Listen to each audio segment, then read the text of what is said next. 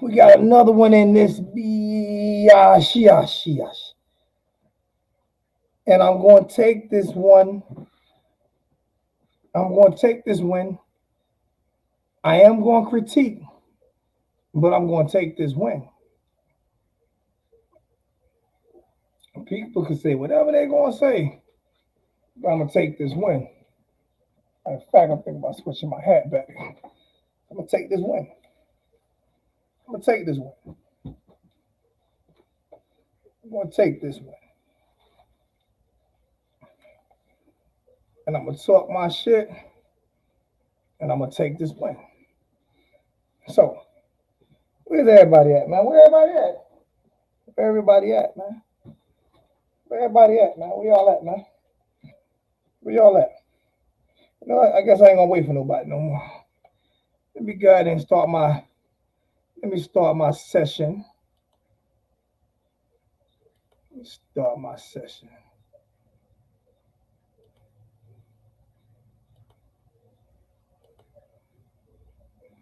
You know what's really good? University of Miami Hurricane football fans. Your boy Alonzo 1219, aka Harlem Hurricane Zo, back in the motherfucking building, and I'm gonna take this win, and you gonna get this work, and you gonna get this work. I'm gonna give you this work today. All right, first of all, let me see something. I gotta start doing this.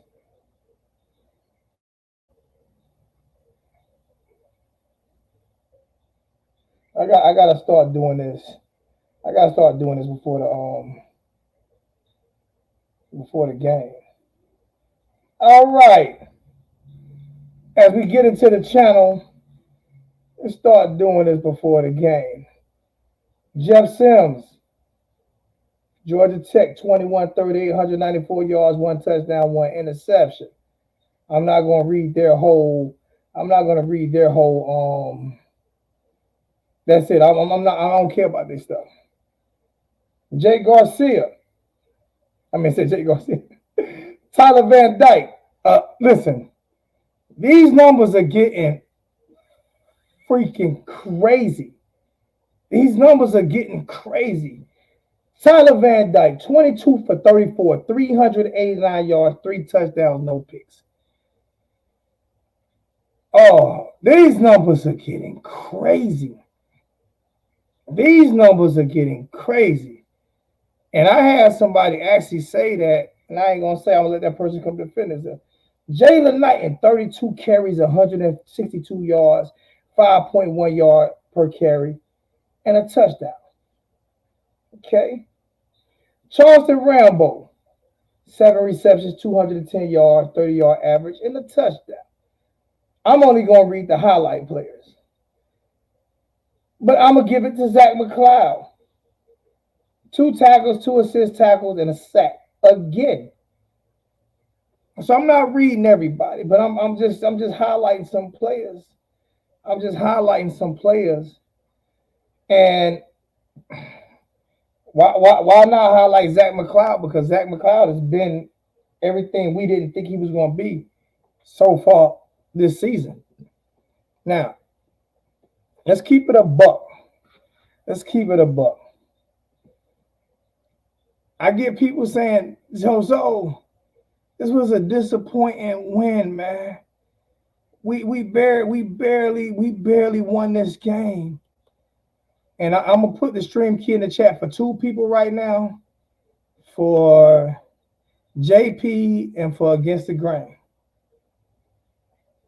So anybody else try to come in, I'm not gonna let you in. So this is for JP and Against the Grain.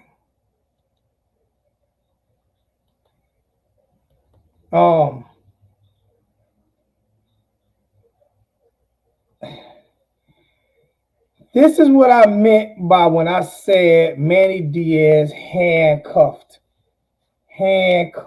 Rhett Lashley. Now there were some play calls that I didn't like by Lashley, like the 4th down, the 3rd and 4th down plays, the dives up the middle. I didn't like those calls, but I can also say maybe he's trying to give confidence.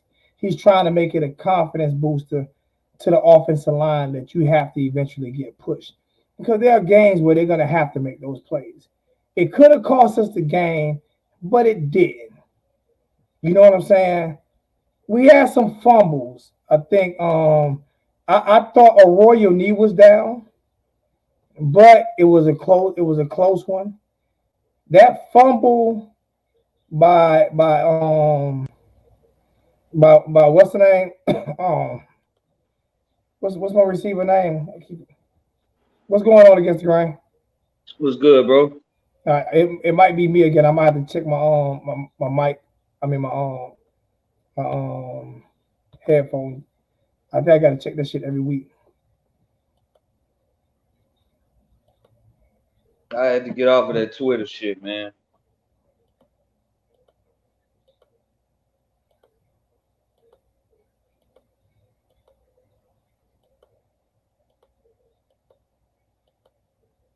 Got the good little game day sweater on, man. The hell, you're not.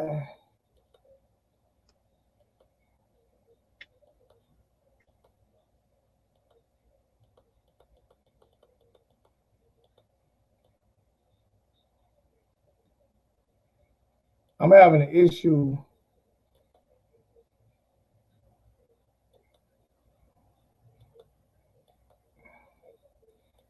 All right, now I'm getting aggravated. Yeah, you good, now?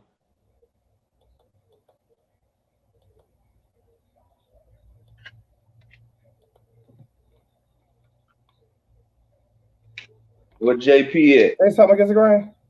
Yeah, what's up? I'm having an issue with my audio for I'm having an issue with my audio when it goes to hearing you against the grain. So give me a second,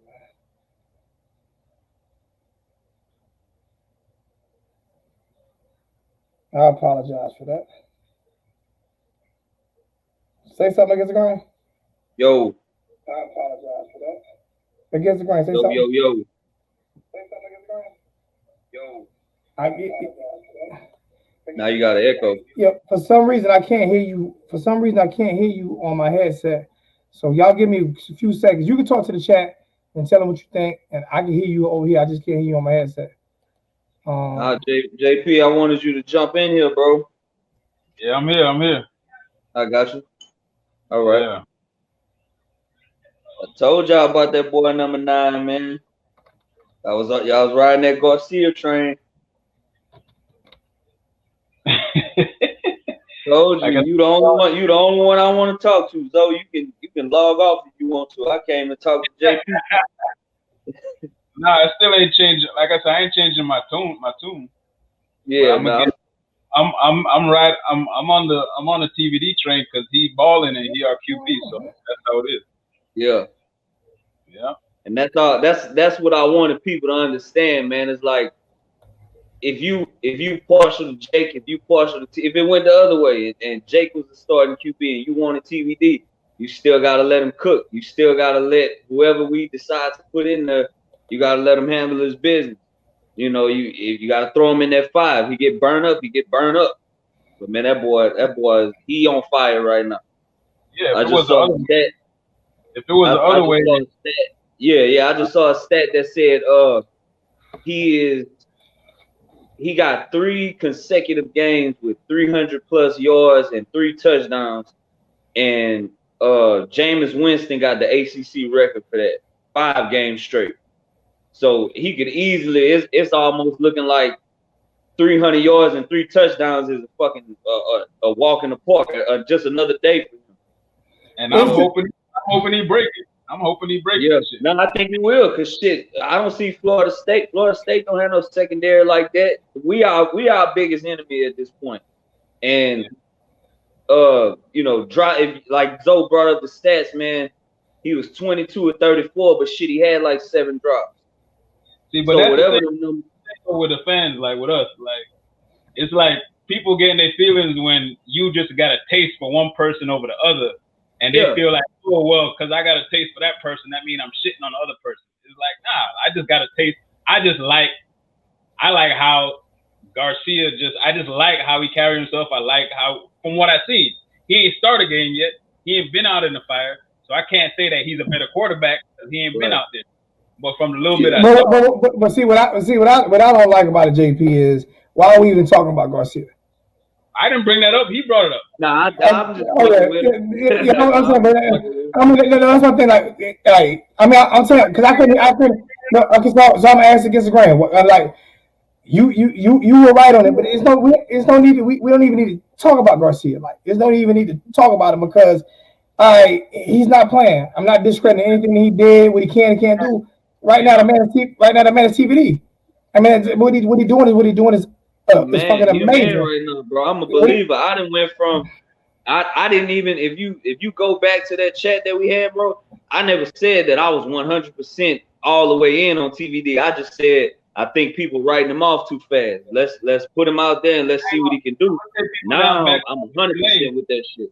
Hey, some of the younger fans probably don't remember, but even back on that 99-2000 team, the few snaps that Dorsey got early on, he ain't look like he was it, bro. I don't know if you remember, but Dorsey didn't look like he was it. I mean, you got some people that just has it. And right now, listen, man, you know, one good game, two, I mean, three, like the way he playing right now, he playing out of world football right now, bro. I mean, he making all the right reads, making the offensive line look better, and like that right now, he's the guy. There's no debating, there's no competition right now. There's no nothing. Like he's the guy right now, and he's showing his leadership abilities, and like all we asked for, right? This is what gets me, right? Is that the only thing I asked for, and I didn't demand for the firing of Manny Diaz. I demanded for the hiring. I didn't demand for the firing. I was sick and tired of what I was seeing. I said, if you don't get this shit together, he got to go. All I was asking for is improvement. I want to see improvement every week. I can always harp on the negative. It's so easy for me to harp on the negative, right?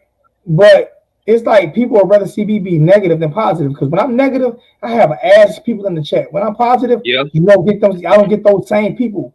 You know what I'm saying? So like people would rather see me negative and fighting against somebody, or you know, I had somebody say, "Well, I mean, my boy VT, I love VT. Well, why you let Coach Hayes go first? Because I enjoy watching Coach Hayes. No, it's not. Listen, it's not about a let this or that, let this or that. Listen, if he got his crowd, he got his crowd. I got mine. If you don't rock with me, you don't rock with me. I'm okay with that. At the end of the day, though, I just wanted to see this team get better. I'm not going to flip flop. I'm not going to be wishy washy. I want to see the team get better. Whoever plays the best is who I want to see, what I want to see, and that is what it is. Right now, the defense to me is still lacking a lot. But for 3 turnovers, the defense only gave up 23 points today. Hey, that's all they gave up. How about Avonte Williams? Oh man, I was waiting for that. Avonte Williams is the truth. I don't want to hear nobody put nothing on that boy's name. Ain't nobody been talking. Who's been talking bad about him though? From back in the day, back when people were talking crap after that incident. This boy is different, dog. I mean, people. I'm talking about on the football field. Nobody talk like. Listen. No. Listen. If you make mistakes off the football field, that people got to talk crap. That's on him. You got. You know. He's very. Listen. But the thing about it is, I'm not going to get overhyped with Avonte. The only reason I'm not going to get overhyped with Avonte is because when you do that, you know what happens? You know what happens? When he's crash. The crash. You can look at dog. I'm telling you, we've seen players, bro. You could just see the type of player. He's different, bro. Listen. Forget the interception. Anything happens, when something happens, the crash comes. Yeah, because I got a bad. That's what everybody banking on right now with TVD. Is like, oh, are we hyping him too much? Is he gonna have a letdown, man? If I don't think. I mean, obviously, it's always a possibility, but you don't see Rhett Lashley with his head up his own ass as much as it was when he had D'Eriq King. So it's hard to say that, you know, we'll get in a situation where he looked bad. Lashley calling a hell of a game, bro. He's been calling a hell of a game for like 4 weeks now. You know what I'm saying? It's just he having his moments when we need that one play. In the grand scheme of things, he's calling a good game. It's just on one critical drive, on one 3rd and short, he doing some questionable shit. But you know, I ain't really mad at him for that. So where's the crowd at? Where's everybody at? I seen 400 in Coach Hayes chat. Where the crowd at? The crowd. The thing is, the shit. From what I've They on Twitter right now. They on Twitter right now crying, bro. That's why I said I had to get off Twitter, man. Nah. What it is like the crowd. The crowd. Not everybody is on board with the Manny thing. Like I understand they trying to. Listen. No, I'm talking about the crowd in the chat, in my chat. Like where the crowd at? Oh, I thought you were talking about the stadium because I'm like. No. I'm talking about in the chat. Where the crowd at? We got 41. Coach Hayes at 405. Where the crowd at? So I mean, all these good performances is what I predicted because when you start getting these injuries, it's gonna force in the young guys. Turn down your volume a little bit because your volume is real loud. Turn down your volume. Can you turn your volume down a little bit? Yeah, hold on. Yeah, adjust it. Your volume is like super loud. I had to turn mine down twice. That's better? A little bit more. Like that? Yeah, that's a little better. Okay. Now I was just saying, like, I mean, who was it that predicted this? The other channel. I predicted 10 and 2. I said 10 and 2 this year. No. I'm talking about with the players, what was gonna happen. I think it was Flo. I don't know if you watch. I think he predicted that once Manny started getting desperate, he was gonna have to get forced to play them young players.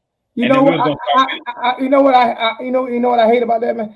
First off, nobody predicted it. Everybody been saying it. But you know what I hate about it though? You know what I hate about it, and I keep saying it over and over again. Yes. Name me some players that we don't fucking develop. Stop talking about young players because when you go into the next year, if they're not developed, we're gonna keep talking. This shit is gonna be. No, we're agreeing. It's just, you hear what I'm saying? Yeah, but it's just like I'm just like, oh my God, like we keep talking about playing the young players. Are they gonna get better next year? That's the point. That's what I'm saying. That's why. I know. So he didn't predict that. I predicted that then. Well, you predicted, but we went on. We had this. Okay, so don't say that because I've been saying that since last year. Yeah, when everybody keep playing, lowering the younger players. You did. I'm not letting nobody. I'm not going to do that, don't, because that's what I've been saying. What I meant to say was that we had like a in-depth discussion over there one time, and then we were saying like pretty much like Manny's gonna pull some move like a gang. He was trying to say Manny's like gangster and whatever he was saying. But he was basically saying Manny gonna have to. He ain't gonna have a choice. He gonna have to make this move, and it's pretty much playing out like we all predicted. Like he's gonna have to play the more talented players, the younger players, and they're gonna start balling, and it's gonna show. And like you said, that means there ain't no development, which is another reason why you can't really put your faith in Manny, bro. Yeah. Just think about it. That's an indictment on him. If you got to play these younger players to win these games, but you're not playing the guys that you've been coaching for the past 4 years. Now, I'm gonna play devil's advocate. I'm gonna be devil's advocate. I'm gonna be devil's advocate because first off, if Manny wins out, he gonna still be the coach of the team. But he's not gonna be. And you know what? I wouldn't be mad at it if he went out. But he's not gonna be defensive coordinator. Answer this question, right? Just because I've been giving Manny hell just like everybody else. But at the same time, right? If I want Ed Reed defensive coordinator like I want the head coach. I want to be defensive coordinator, right? That's why I believe he's out there so much on the field, right? So if Ed Reed comes in to be defensive coordinator and be a dominant defensive coordinator, right? And they get the football operations manager, like a lot of schools have, and that, like I said, that's what I heard from the people that I know. When I had people coming in my chat, well, I know this guy knows more about it than you do. Okay, well, go look at my numbers, and I'm probably 101 on everything I've said. So, if that happens, then Manny can't grow because we've all grown as men, right? All right, I'm gonna put this question No, back. no, you're not. You're gonna answer the question first, then you're gonna put it back to me. Okay. You're gonna answer it first.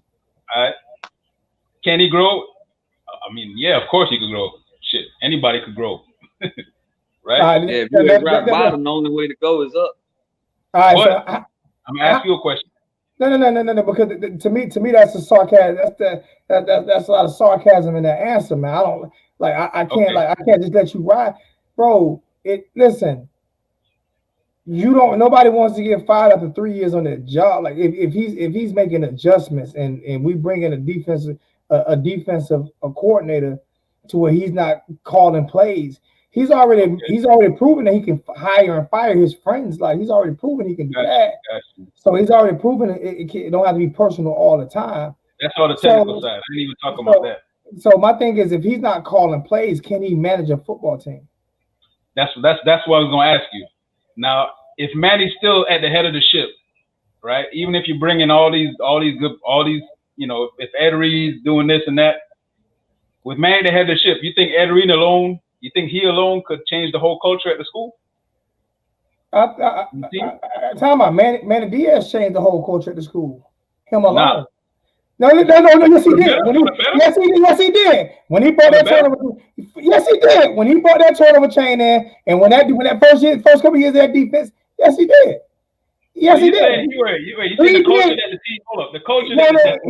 No, I'm saying I'm not talking about when he alone changed the culture for the better with the turnover chain and with the defense and with defensive recruiting. He just hadn't turned it over better when it comes to talking about the culture within the team. I'm talking about the winning culture within the team. Because if you surround yourself around great people, if you surround yourself by everybody who's dumber than you, then you can't. When you surround yourself by people who's smarter than you, yes, you can. Because it's not going to just be him changing the culture. Okay, let's see what you got to say, man. I don't know about that one.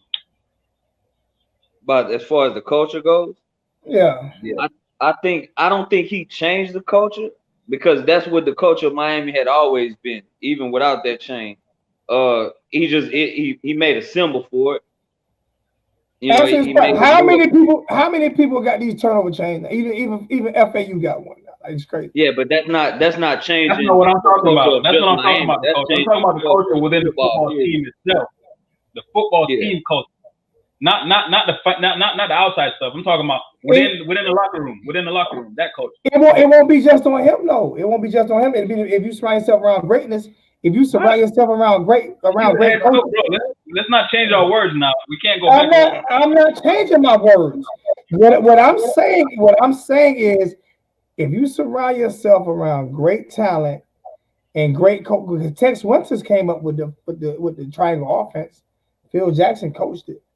If you surround yourself around great coaches like Ed Reed, around great leaders and great men, yes, because it can make him even better. If you don't believe that, if he does what you said, if he absorbs that from the other people, and he would have to change something about his character. So if he could do that, then maybe.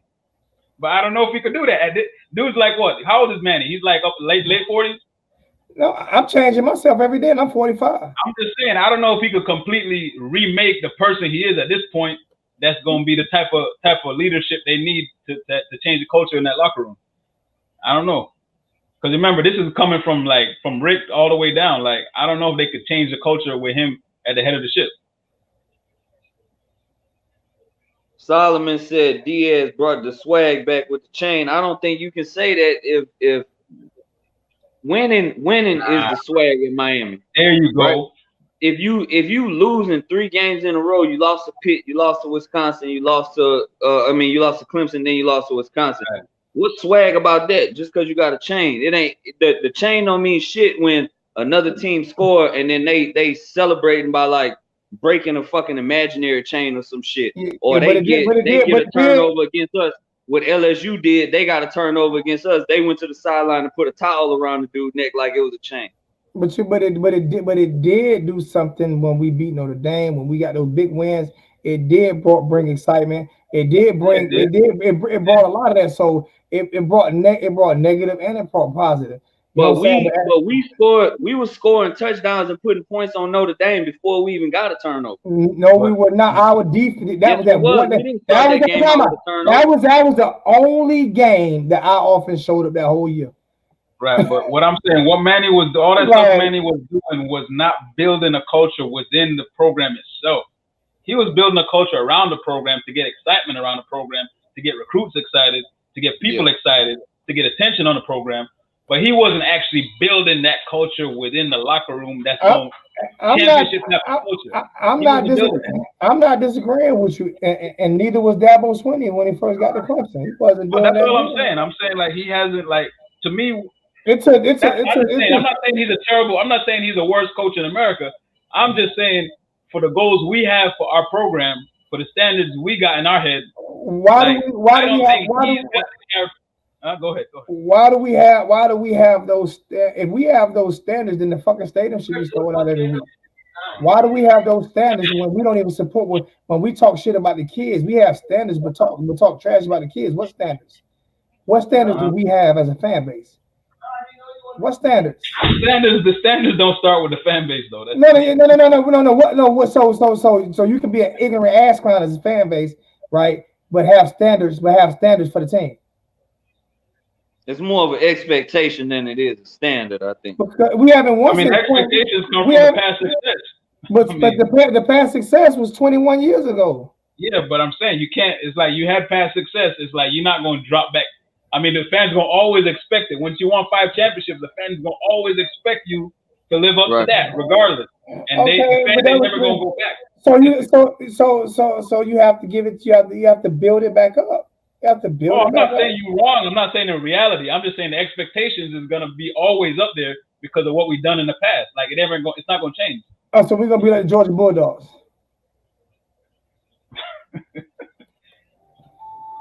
That we gonna do? We're gonna be like the Georgia Bulldogs. I'm just asking. Are we gonna be like Georgia? And what do you mean? Expectation of failure. Yeah, but our expectations is based on stuff that really happened. I mean, they won a championship. They only won one, but they won a championship. Yeah, I'm saying we won multiple championships 40 years ago. And I was 20. It's like Alabama. Alabama went 20 years without going. Exactly what I'm saying. But in the meantime, their standards, their expectations from their fan base never dipped. How do you know? Because you didn't hear about Alabama fans. I never heard. Alabama had won 10 championships before Nick Saban got there, though. I know, exactly. But they went 20. They went 20 to win, but their fan base wasn't rowdy like Miami's is. Like. But that's just a different. No, just hear me. They weren't out there like we are as a fan base. Like I'm just saying, like when we put expectations on it like that, you're supposed to have expectations, right? But you're not gonna be up and down years. People have to realize, like, people got to realize, like, if I'm in a result, I want to see results. I don't give a damn who the coach is. Like I want to see results. I wanted Manning, then I didn't want Manning. If he continues to win and make adjustments, I'll want Manning.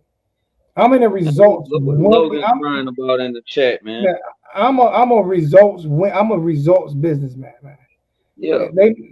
I'm a results business. It's about it's can you win and can you recruit? And no, we don't need our own stadium. Yeah, that's what it's about at the end of the day. And no, we don't need our own stadium. Stop it with the stadium issue shit. See that's Jay. That's a lazy fan question. Like I'm that don't really mean shit. We lose.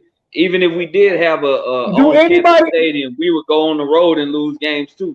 On-campus stadium ain't helping us then. Where you gonna put on-campus stadium at? Where you gonna put it at? Where? Yeah, I don't even buy that argument that people say we need a stadium. How you gonna? Our last game at Orange Bowl, we lost like 52 to nothing like that. We got blown out. Like 52 to nothing. Our last game at Orange Bowl, our own stadium. 48, I think. Yeah, somewhere around there. I think we just want a place where the vibe is going to be like, where we feel like, it's like, okay, I tell you the difference with the Orange Bowl, right? The Orange Bowl felt more like, when you went there, you felt like you was in the community, right? Because literally, Like it literally was in the middle of a neighborhood. Basically. In the middle of what neighborhood though? In the middle of Cuban neighborhood. In the middle. It wasn't in the middle of my neighborhood. It wasn't in the middle of my neighborhood. The point is, I get it. But what I'm saying is, it just had a feel. Like what I'm saying is, okay. It had a feel to it when you go to the bathroom. It was pissing stuff all over the floor. It had a feel to it that the stadium was raggedy and broke down. Yeah, it had a feel to it, all of that. Listen, but the atmosphere around it, like. What atmosphere, bro? I went to an ass of games where there was nobody there.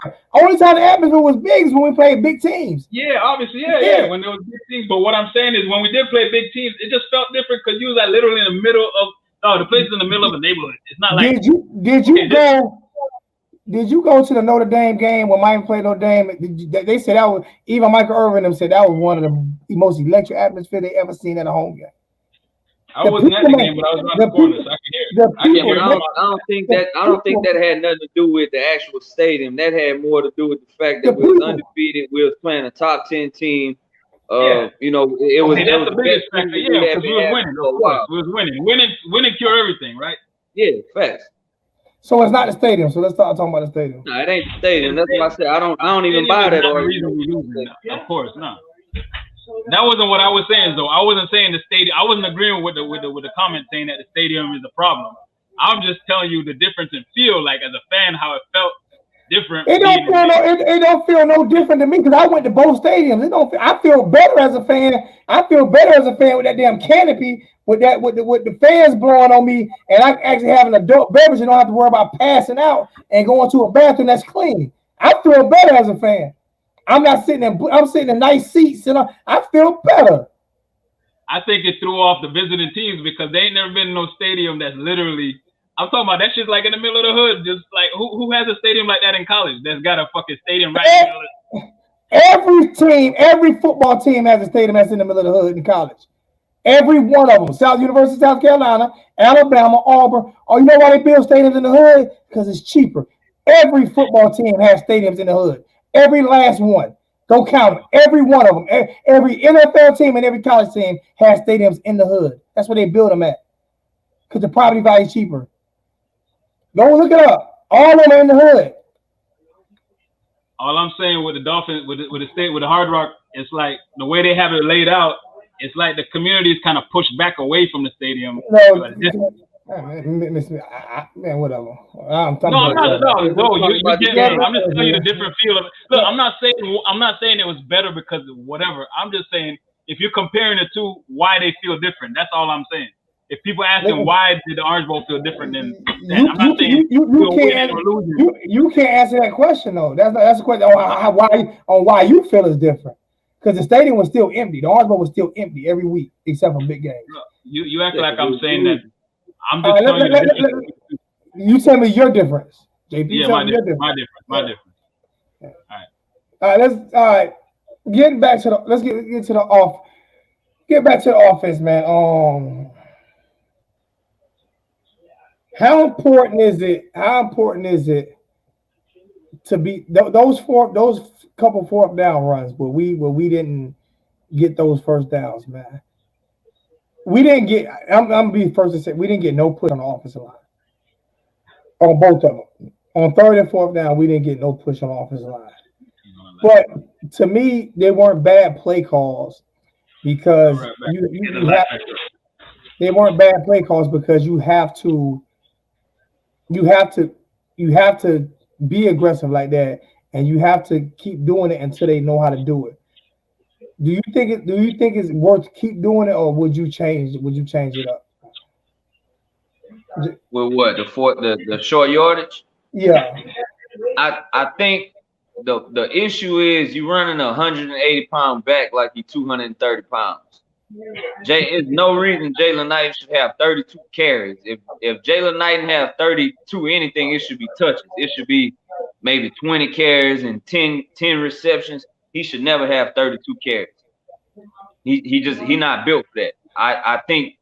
And another thing is when we get in short yardage, we don't never go under center with no fullback. We don't never try to just pound the ball with a bigger back. It's always out of the shotgun, and He trying to outsmart people, and he trying to get the defense to think, well, it's a chance that they could pass, and nobody is biting on it. That's why we're not succeeding. This is where the injuries, you know, obviously the injuries kind of got us in this position, because I mean, I'm guessing if we had a healthy Chaney at this point, they would have been splitting reps. Like, it would have been a more balanced running attack. Yeah. But with Chaney out, it's kind of this what we got.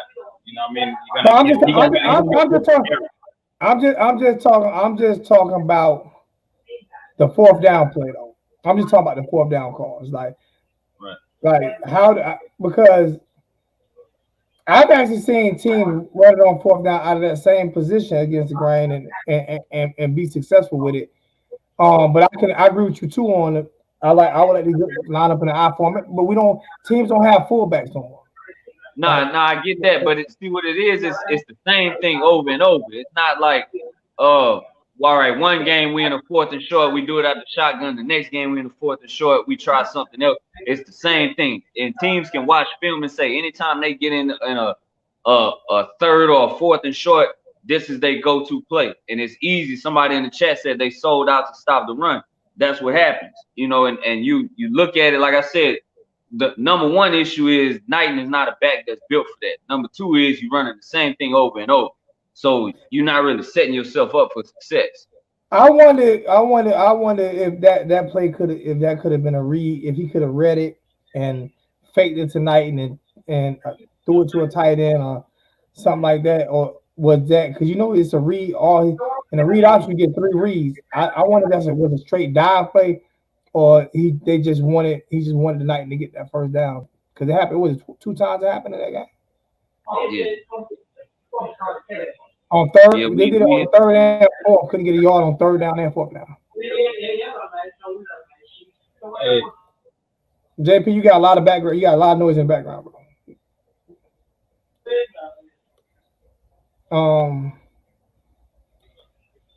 You gotta be like me. You gotta go get your own room. You're going like your bedroom or something with people in that. That's what I had to do. I gotta set up. I got to set up around the corner, bro. I had to get away from the family. Yeah, I might go set up. Yeah. I tell you what, I ain't gonna lie. I ain't gonna lie to you. I think it's better ways we could have called those plays, but I also think it's important to actually keep running them because the offensive line actually got no push neither. Like for half the yard, offensive line has to get better pushing that. Jeff Simpson. He needs to dig in their ass because, like, I don't care who was at back on that one. Like, you talking about Justice? Garen Justice is the O-line coach. Jeff Simpson. You're right. My bad, Justice. He need to get with them because they actually had no because there are like when you on a goal line situation, like everybody sells out for the run. We lost 4 plays in a row, third and short and fourth and short, 4 plays in a row. Ran the ball 4 times and actually only gained a half a yard 4 times if you take it from both series. You see what I'm saying? There is no excuse, no reason for the offensive line getting absolutely zero push at all. When it comes to the offensive line and the tight end, they got no push at all. And to me, that's unacceptable. They actually got pushed backwards. And if it wasn't for Knighton sliding to the side a little bit, he wouldn't have got a half a yard. So there's somewhere, if I can critique a part of the game, a part of the run game that I did not like was that right there is when they know you're gonna run. That's the thing. Can you do what I'm gonna do this and you can't stop it. Yeah, whether you put 8 in the box or not, I'm still gonna run that shit at you because I trust my old line. To get me a half a yard. Yeah. To get me a yard or half a yard, I should be able to get that. So that's what I put completely on offensive line and offensive line coaching.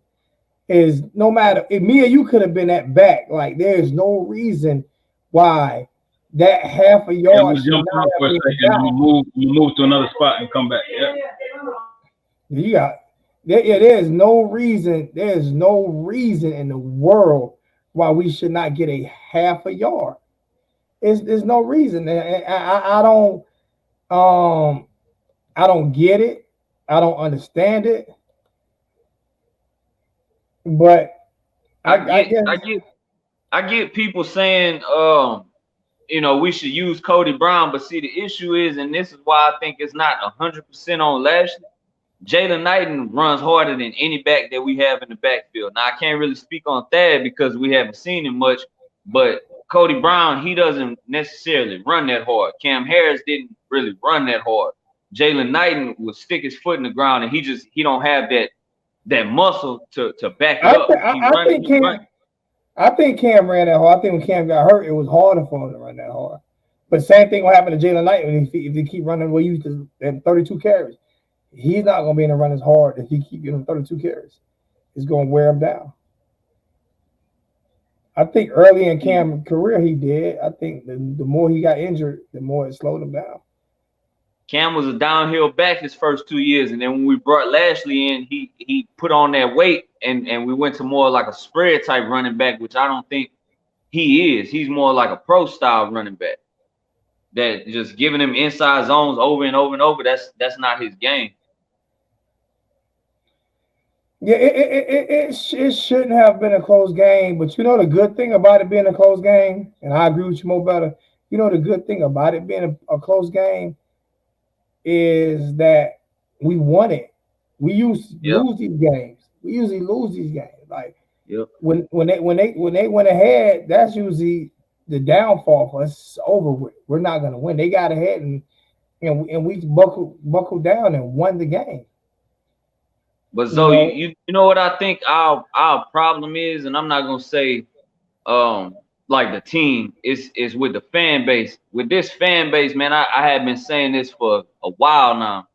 This fan base would rather be right about the wrong shit rather than be wrong about the right thing. And what I mean is we would rather go into a game and lose and say, see, I told you we was gonna lose that game, instead of saying, damn, I thought we was gonna lose and we ended up pulling it out. You know, that's a positive. Everybody want to be so negative. You got people starting, you know, on Twitter, they do these Twitter spaces, and you got people starting spaces. If Manny loses this game, does he deserve to be fired? The kids ain't even on the field warming up yet, and you already talking like this. You know what I'm saying? People want to go with that. It's this clickbait era. When you're talking about social media and everybody bloggers and all of this shit, I'm gonna say whatever I gotta say to get you to open this article rather than actually be right about something. And if I'm wrong, I'll come out and I'll say, okay, I was wrong about it. They want to be right about the wrong shit. I think that's the only reason. I think that's like right now we got 50 in the chat. Like this is like I don't. It amazes me like. Yeah. But I want to quit. I want to quit doing this YouTube shit so bad because I never lie to the YouTube fan base. Like I never lie to the fan base. And if you come in here, I give you the same energy you give me, right? So if you talk shit to me, I talk shit to you. But we talk football, we talk football. Yeah. But being that I defend these kids so much, if you notice when I defend the kids, my channel goes lower and lower and lower and lower and lower, right? Like it gets lower and lower and lower when I defend these kids. If you was on here bashing them every week, or it was a Manny Diaz hate channel, you'd be doing numbers. And I'll be doing numbers. So that's the reason why I haven't quit. Because if I'm gonna give these kids something positive, the Miami Hurricane football players, something, if I can get them an hour or two of something positive to look at, then that's what I'm gonna do. Because fuck the numbers, fuck about the numbers anymore, shit about the numbers anymore, because at the end of the day, I don't have to sit here and bash every kid, every play. Yeah. When you get a win, you take the positive from the wins, and you can critique the negatives, but you don't have to bash the negatives. You can critique them and say, I want to see that, like we just did with offensive line. I want to see that get better. How can that get better? But at the end of the day, like for some reason, I don't know if it's my attitude or whatever. I don't curse people out. I used to do all that shit. I don't do that no more. But at the end of the day, people want they want to hear negative shit all the time. And when I was negative and cursing motherfuckers out all the time, bro, you turn the channel. I have 500-600 people in the chat. Yeah. Fuck you, this and that. Oh, Zoe drunk now. That's what I'm saying, bro. If you ain't talking about firing Manny Diaz every single day, them people don't want to hear that shit, man. And it's miserable and it's draining because we still got games to play. We still got kids playing their ass off. We still got stars being born right before our eyes. But people want to talk about fire the president, fire the AD, fire the coach, fire. This shit don't have nothing to do with what's happening in between the lines. You know what I'm saying? And that's why I say, man, that shit is draining. Everybody it's all clickbait. It's all buzzwords. What can I say to get a bunch of people to tune in? They don't care about the substance of what they saying. They care about how many people is tuned in. And a bunch of people can tune in to bullshit. Look at the ratings for Real Housewives of whatever for the past 2 decades, damn near. You know, it's gonna be one of the highest grossing shows, and it ain't nothing but drama. It ain't no positivity in that shit. Is Miami thinking about building a stadium? Why would they think you can't even get people to go to the stadium? Calvin, have you been to the Rock? A stadium is where they play, right? If you a fan, like I'm tired of. Zoe, define a 5-star. I can't define a 5-star. I can't define a 5-star. I don't know what a 5-star is. I don't know what a 5-star is. I see what he's saying. He's saying that like the problem with Miami is they picking from a star system, and you can't necessarily say that that's a bad thing because you got to understand the star system. The star system is not saying this is a 4-star, 5-star high school player. The star system is made to show how they think that this kid is going to translate to the NFL. What's the likelihood that he gets drafted? If you're a 5-star player, you have the measurables. You played in a. I disagree with that though. With the 5-star rating, I feel like the 5-star rating is a bunch of bullshit. I feel like that's not my opinion. That's how 247 and that's how they explain it. This is our rating of how we think this kid should translate to the NFL. Yeah, what it is to me is a money thing, like because why aren't any 5-star kids at Booker T? Why they got to go to St. Thomas Aquinas before they get their star? I think that's a because if you look at I think Aquinas play in the highest division. No, they play against all of the biggest. Because as soon as they go there, their star goes up. That's bullshit. That's bullshit. As soon as they go there, you don't even have to go to Aquinas. You can go to just a camp, and your star is gonna go up. But what I mean is, so that player wasn't as talented at Booker T as he is. Like they get coached up for 3 years at Booker T and go to St. Thomas for 1 year, and now they're a 5-star. But you gotta look at you gotta have some context with that, because if you go to Booker T and you catch 5 interceptions, and then you go to Aquinas and you catch 5 interceptions, you playing against tougher competition. You get what I'm saying? Are you really? Because I've seen some of these, like, I don't know if they really are. I don't. I'm serious. I don't know. Like, listen, those kids especially the way the Florida system do it, the way these fucking schools can come pick and choose every kid. These coaches coach these kids up, make these kids great players, and then all of a sudden they go to that Catholic school and now they stars rise. That's like players that commit to Miami. As soon as they commit to Miami, they stars rise. And then they go to Alabama. It's the other way. They stars drop. As soon as they commit to Alabama, you're a 3-star, you're a 4-star the next week. You commit to Alabama. That shit too. Like, so but you know, a lot of players use Miami to get to Alabama. So they stars rise, but it might not rise once they go to Alabama. I feel like we can't burn our candle at both ends and say, we can't recruit players based on stars, and then at the same time complain about kids getting out of Florida. We let a kid out of South Florida and go to Georgia or Clemson or Alabama or something like that. These kids are the ones that's rated high. That either you keep them home or you don't. You saying they play tougher out of state? How do you know they tougher out of the country talent? Like, my thing is, like I say, big dog in the building. This star system is so bullshit to me. The way they do it. We got the expert on now. And South Carolina, if you don't live in that neighborhood, and you didn't get a waiver, you cannot just go to a private Catholic school and say or they come recruit you, because you can't do that. The way the Florida, I don't even think it happens out there in Texas. It happens like Florida has to me, they've sold out the community. They've sold the communities out. The black communities have been sold out. They've been sold out. And I'm just being straight up honest. I'm being straight up real.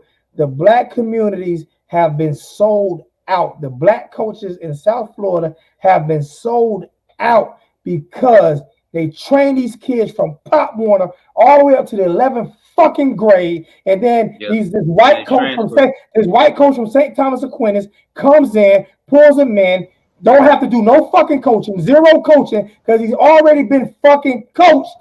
And then all of a sudden, he's a fucking 5-star going to Alabama when it could have been Coach Hayes at Doodoo Elementary School, who coached these kids for 20 fucking years. And all of a sudden, he go to St. Thomas Aquinas, and Coach Hayes gets no respect for it. His school get no recognition for it. None of it. All of it goes to St. Thomas Aquinas, and it hurts the black community because the black community used to go to these games, fill these games out. Now all of a sudden, your kid go to school 40 fucking miles away from your house. I think them kids. But we talk about an on-campus stadium. Yeah, I think you got to look at it like this though. I ain't got to look at it looking at it as an exposure type of thing, and St. Thomas, you got a better chance at getting that ESPN game if you go to St. Thomas than you do a Deerfield Beach or something like that. You know why? Because they pick, if the new kids stay home, they wouldn't. And we don't need it. I'm not disagreeing. You don't need an ESPN game no more. Social media is a motherfucker. You don't need an ESPN game no more. Let me tell you that right, bro. The ESPN, Miami YouTube dominates Miami YouTube, not ESPN. ESPN don't get no numbers from Miami football. We get the numbers. Yeah, we get them.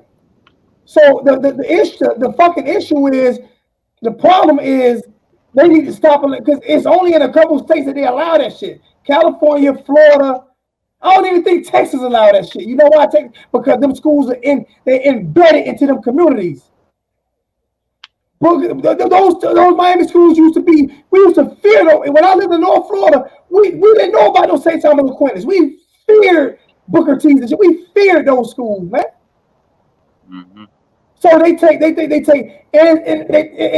it gets to me because that's our community, bro. That's our community, and we lose our coaches and we lose our kids, and we don't go to games no more. We don't do none of that no more. And I know I'm off of Miami Hurricane football right now, but I have to speak on this shit because it hurts the development of our kids. Our kids they don't understand. They're no longer raised by black men. Because I don't know how the black men in their households, but those black men on those football fields have kept them out of the streets, have kept them out of gangs. But then when you look at it on ESPN, you see the blind side where the white guy and the white family saved the black kids' lives. Yeah, that shit hurts me, bro. I don't give a fuck who don't like it. If you don't like it, I got one for you. That's serious because I watched these. And that's what's hurting Miami football, if you think about it, because that's when Miami football started falling off more. To be real, think about it. When all the kids start going to those private schools and they stop going into the inner city, what they say? Going to the inner city. And St. Thomas ain't in the fucking inner city. Yeah. So how we gonna go into the inner city? Hey, bro. Coach Hayes, what's going on? Let me get Coach Hayes in. What's going on, Coach Hayes? Good. I just came to come to church, dog. I'm sitting in the pews out here, dog, listening to the preacher preach, dog. It annoys me, Coach. That's why I say my numbers go down because I'm not gonna lie. I'm gonna keep doing what I do. Yeah, you ain't gotta lie, dog. You kept it 100, like you say. I mean, you're not, and like they say in the comments, where's the lie? Ain't no lie. You telling the truth. It is what it is. I mean, I've been saying that for years, man. That's my biggest issue with, hey, even though Roger Harry, the black dude that went to St. Thomas, so forth, but at the end of the day, you're playing for an institution, right? For example, like IMG. I look at IMG where I lose my respect for those programs. is you come get, and me and Streeter talk about this all the time. They do come get some ninth graders, but dog, they come get the high profile 11th grader, and then they say he go to IMG, right? My thing is, I would respect IMG if you got them out of ninth grade. If you beat me in the middle schools and you got them from ninth grade and developed them 4 years, then you are truly an IMG product. You know what I mean? But when you go to IMG for your senior year, like you said, that coach that invested 3 years picking you up, taking you there, probably done bought you some stuff just to help you get a loan. You understand? That actually went in his pocket to do it so you could be a better individual later on in life and get an opportunity. But you got institutions like IMG that's backed by large money, large donations, large companies. That coach don't have to go in his pocket because they got a storage room full of cleats. Yeah. So he doesn't have the same sacrifices that you have. So, and that's why I did that show for Central that year. I mean, a couple months back before the season started. Northwestern the same way. You know what I mean? But imagine what Miami-Dade County football will look like if our players stay home. It's the same equivalent to imagine what Miami Hurricane football will look like if our players stay home. Like high school football, I'm saying. Imagine what Carroll City, New Orleans, North Miami, Northwestern, Central, Jackson would look like. I'm sorry. Imagine what Jackson would look like. Miami High, Booker T, all of these schools that if a lot of those players stayed in those programs. You understand what I'm saying? South Ridge, we can go down south, Killian. All these schools that was in the early 20s was doing well. Think about that year, 3 in a row went and played Edgewater. New Orleans was first, Carroll City, then Killian. Back to back to back to back. I remember when Booker T was the number one team in the nation. When Ja'Cory Harrison, they were number one. They were rock stars. They were rock, and they went and beat teams out of state that was these private schools, and they beat the hell out of them. And Booker T they were rock stars. They came here to South Carolina and played the number one team in the nation that was here, and Burns. Burns beat the brakes off the number one team in California, and then they went up to Hoover and the University of Hoover and beat the University of Hoover ass. Burns was loaded with talent. Burns, they still loaded with talent, but they were loaded. And Booker T came up here, and I went to that game, and I had me a Booker T shirt on because I was rooting for Miami school. I didn't know nothing about Booker T. I heard them from bought me a Booker T shirt, went to that game, and watched Booker T beat the hell out of the number one team in the nation that was here at the time, Burns High School. And Booker T, it was rock stars everywhere they went. And they beat out of state schools. Oh, they went Bishop Gorman. They went to Bishop Gorman and beat them. They were whooping them. Dog, they had a no-name offensive lineman was whooping this dude. I think he was like the number 3 player in the nation. They had to switch that dude, started the defense inside. He was getting whooped. This was back in 2012, whatever. But you're 100% right. And I see Ellen, you got my producer in here, so you trying to steal my talent, dog? You trying to steal my talent, dog? I got to recruit because I don't get my numbers no more, so I got to recruit. Ain't signing day yet, coach. I got to recruit. Hey, Mo, it's all fair until we get to signing day. Hey, Mo Better, what's good, bro? What's going on, man? Hey, what's up with you fellas? Hey, I just want to say this because I'm gonna get out of here. I'm like Coach be on, but I do want to say this to Coach first. Coach, your show forever can't get in, man. But let me say this: last week, y'all was UNV-12 was on there talking that smack. I know you getting to me at South Carolina. That's probably why you can't get in. Smack. Hold on. I missed this question. You can't get in because even when you get in over here, you be freezing up the whole time. Because we can't hear you. You freezing up again. Your thing messed up. I couldn't hear the question. I'm freezing up. Yes, badly. Damn, man. Shit. I don't know what, man. Man, who you got? C-Mobile? You ain't got T-Mobile. You got C-Mobile. Y'all got that Cricket Wireless.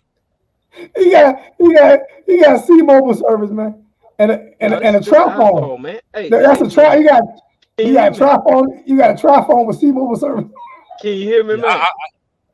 I hear you now. I hear you now. Something about the MEAC, yeah. You hear me? Yeah, I hear you now. Hey, listen here, Coach A. Last week, V12 was on there talking about Howard and them Pirates. You just remember Carolina State run the MEAC. So you need to use that smack button and just slap your state. We run the MEAC. Pop, pop, That's what you need I to don't do right understand now. what he said. I heard him say something about Howard. Then it This went out. is what he said. This is what he said. He said, Coach, I remember when UNB-12 was Howard. He said something about the flat button that you be using. He stay on the road. But I don't know what he said between. I know he said something about somebody run the MEAC, but I don't know what he's talking about. Man, you better stop talking about that damn iPhone and get you a cell phone. He on that burner. Stop playing. You got an iPhone 1. That's what He's about to go get a new phone right now. He on that burner. That's what I said. Coach, UNB-12 was on there. Talk.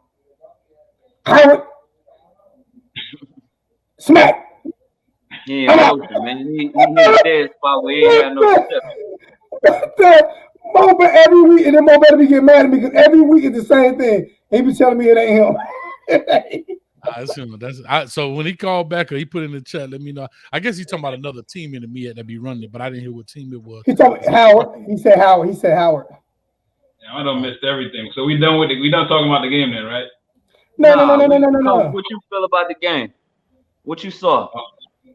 Shit. I saw a good performance on offense. I'm just saying what I saw. Not a complete performance. But not at all. But I saw a lot of good things. Like Zoe said, this is games that we've lost in the past though. So you can only nitpick so much. I saw some young mistakes. I saw the turnover bug. I saw the young mistakes. You know what I'm saying? But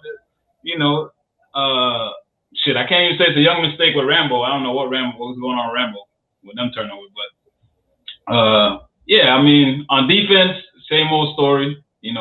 Same old story with the defense, giving up points. Same bend but don't break. Same. The defense gave up 23 points. I'm just saying, like they, moving up and down. That's not a lot of points. No, I'm just saying, like as far as teams moving the ball easy on us, pretty much for the most part. But like I said, I didn't see that today. I didn't see the team moving the ball easy. I did not see the defense get moved on easy today. No, we had 3 and outs. We had, you know what I'm saying, but they still when they need to. The teams when they lock in and they want to move when the teams really want to move the ball, they'll usually move the ball. But when early in the game, give me an example. Cause we jumped up 14-0. We jumped up 14-0. Then had 3 turnovers. Early. But the turnovers. Hold up, the turnovers. You got to count those, right? That's not against the defense though. That's offense turned the ball over. I will say this about the defense. In 3 straight games, we had the defense on the field with the other team on the offense, and they going for the win. And we stopped them 3 straight times. Now, granted, they did give up a 71-yard run. They gave up another long run to the starting running back. It's things, but that's a lot of play calling. We sending a lot of blitzes, and we're not replacing the blitz. So wherever that person come from, if we watch every Alabama game, right, we would see the same thing happen against Alabama. You know what it is? We watch every Miami game, and we don't watch Alabama. I guarantee you, Alabama. They don't get gassed. They don't get gassed the way that we get gassed, though. I don't. Nobody, because they're Alabama, but I bet they get gassed. I can guarantee they get. I've watched them get gashed. Like against good teams that they play, they get gassed. Difference is. So right now, let me finish. Alabama playing a lot of shootouts. What they say, Alabama playing a lot of shootouts now. They say you got to outscore Alabama now. Their defense ain't what it used to be. Yeah. Coach, what you thought about it, Coach? What you thought? What I thought about the game? Yeah. Again, I tell people I look through things through a coach's glasses. That's the only way I know how to answer. Here's what I saw. I saw at the beginning of the game, they did exactly what we wanted. I told them we got to manipulate defenses by formation and motions, and they did that. Mm-hmm. And then after that second drive, they got away from it. We just lined it up playing football. And so that's what I think sometimes we don't look at. You know what I'm saying? We don't look at that. We don't look at the sense of how teams, like when you get into a fight, you get nervous and you go back to what you're used to. And they got away from the game plan. Second, I think we come into games with a great game plan. But I said on my show, on your play call chart, there's a what if section, right? You got your plays out here, and on this side is what if. What if they do this? What do I do? What is my counterpunch? What if they do this? What is my? And I don't think we have a great what if section. Meaning, okay, they didn't come out on that on the 3 down linemen look like we thought they were. They came out in a 50 look. So it's a total different deal. So what if they do that? What do I do in return? And that's why I think the biggest issue is, dog, is that in-game adjustments are our biggest issue. And it goes to show in the stretch. When we get into the stretch of games, that's where our problems lie. We don't know how to, it's like we shot our wad at the beginning and we done. And hey, I'm live, y'all. Don't play. Just how I look at it in that sense. Man, I feel like Rhett Lashlee, he's getting into that territory where he's one of those coaches or coordinators that his script, his first 15 plays, he putting points up. This is 3 weeks in a row now that we started fast on offense, but then we kind of went flat. It happened in the Pitt game. We started out kind of quick, and then when the second half we came out, we didn't have that aggression. It didn't look like we were actively trying to score. I don't think that happened with last year. I think them fumbles that when we was driving, because we had. No, I mean that had a point to play with. But what Coach said, like what Coach said, is the what if thing. You can't what if for a turnover though. You can't what if for when you throw a deep pass to Charlton Rambo and he switch hands and more better. We gotta get more better. We gotta get more better. Better phone. I'm gonna mess with you because now you got me. I'm in the background. That wasn't my phone, bro. That wasn't my phone, bro. Listen, talk. Watch what I'm talking. Listen, unmute yourself. I just want to say one thing, bro. Let me say one thing. Y'all can hear me? Yeah. Finally. Hey, okay, good. This is what I was saying. What's up, fellas? Hey, I'm on that K juice what Coach always talk about. So I'm a little bit right now. But check this out, Coach. I've been trying to call on your damn show, man. I can't never get through in your show, but you and V12 was talking about them Pirates and Howard. Let me tell you something, Coach. You just signed a hold on. First of all, I know you because you said Pirates and from Howard. No. He said Pirates and Howard. I said Pirates. You a Pirate. But check this out, Coach. Use your sound effect right now and slap yourself. Because you know South Carolina State run to me at, Coach. So stop with that bullshit. Just stop with it, all right? You know what? You're right. They do run to me at because Hampton ain't in the doggone me at. We in the Big South. We been left y'all. Holla. So y'all you've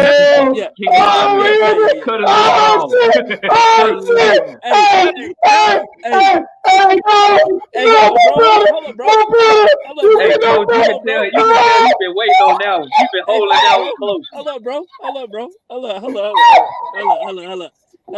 Hold up. He got me on that one because I'm on this K juice right now. Y'all did leave. But before you left, Coach, we was spanking that ass, Coach. Before you left, we was spanking that ass. You better believe it. Coach Hayes doing his research, man. You can't come at that man like that. Hey, before you left, we was spanking that ass, Coach. This is what he just did to you. Hellraisers, shell blazers, shell cases. Hey, my bro on gun titles right now. He Hellraisers, shell blazers. Hey, this is all I want to say before I go, because I gotta go. I'm on something. Hey, look at JB. You want that die phone? Hey, check this out. Hold on. Yeah, hey, Zoe. Hey, Zoe, it's dinner time. Hey, Coach. Y'all did leave. Yeah, y'all left. Hey, Coach, but before y'all left, you know South Carolina State was smacking their ass. Hey, somebody bring me some paper towels or something. I didn't say the shit. Hey, hold on, bro. Hold on, because I got to get out of here. You already out of here. He knocked your ass out the park. Hey, check this out. Hold up. Coach got me on that. They did leave. But before they left, he know we was making that ass. But check this out. JP. Hold on. Are you still on the Garcia train, JP? Oh, he missed. Oh, you missed that part. Yeah, you missed that part. My bad. Hold on. My bad. Y'all know how it is in cartoons. When you gotta keep pulling, the tissue. Hey, coach. Hey, you missed that. You missed that at the beginning of the help the pirate. Hey, we did the whole Garcia thing earlier. You missed it. Hold on. Well. Okay, coach. All right, coach. All right.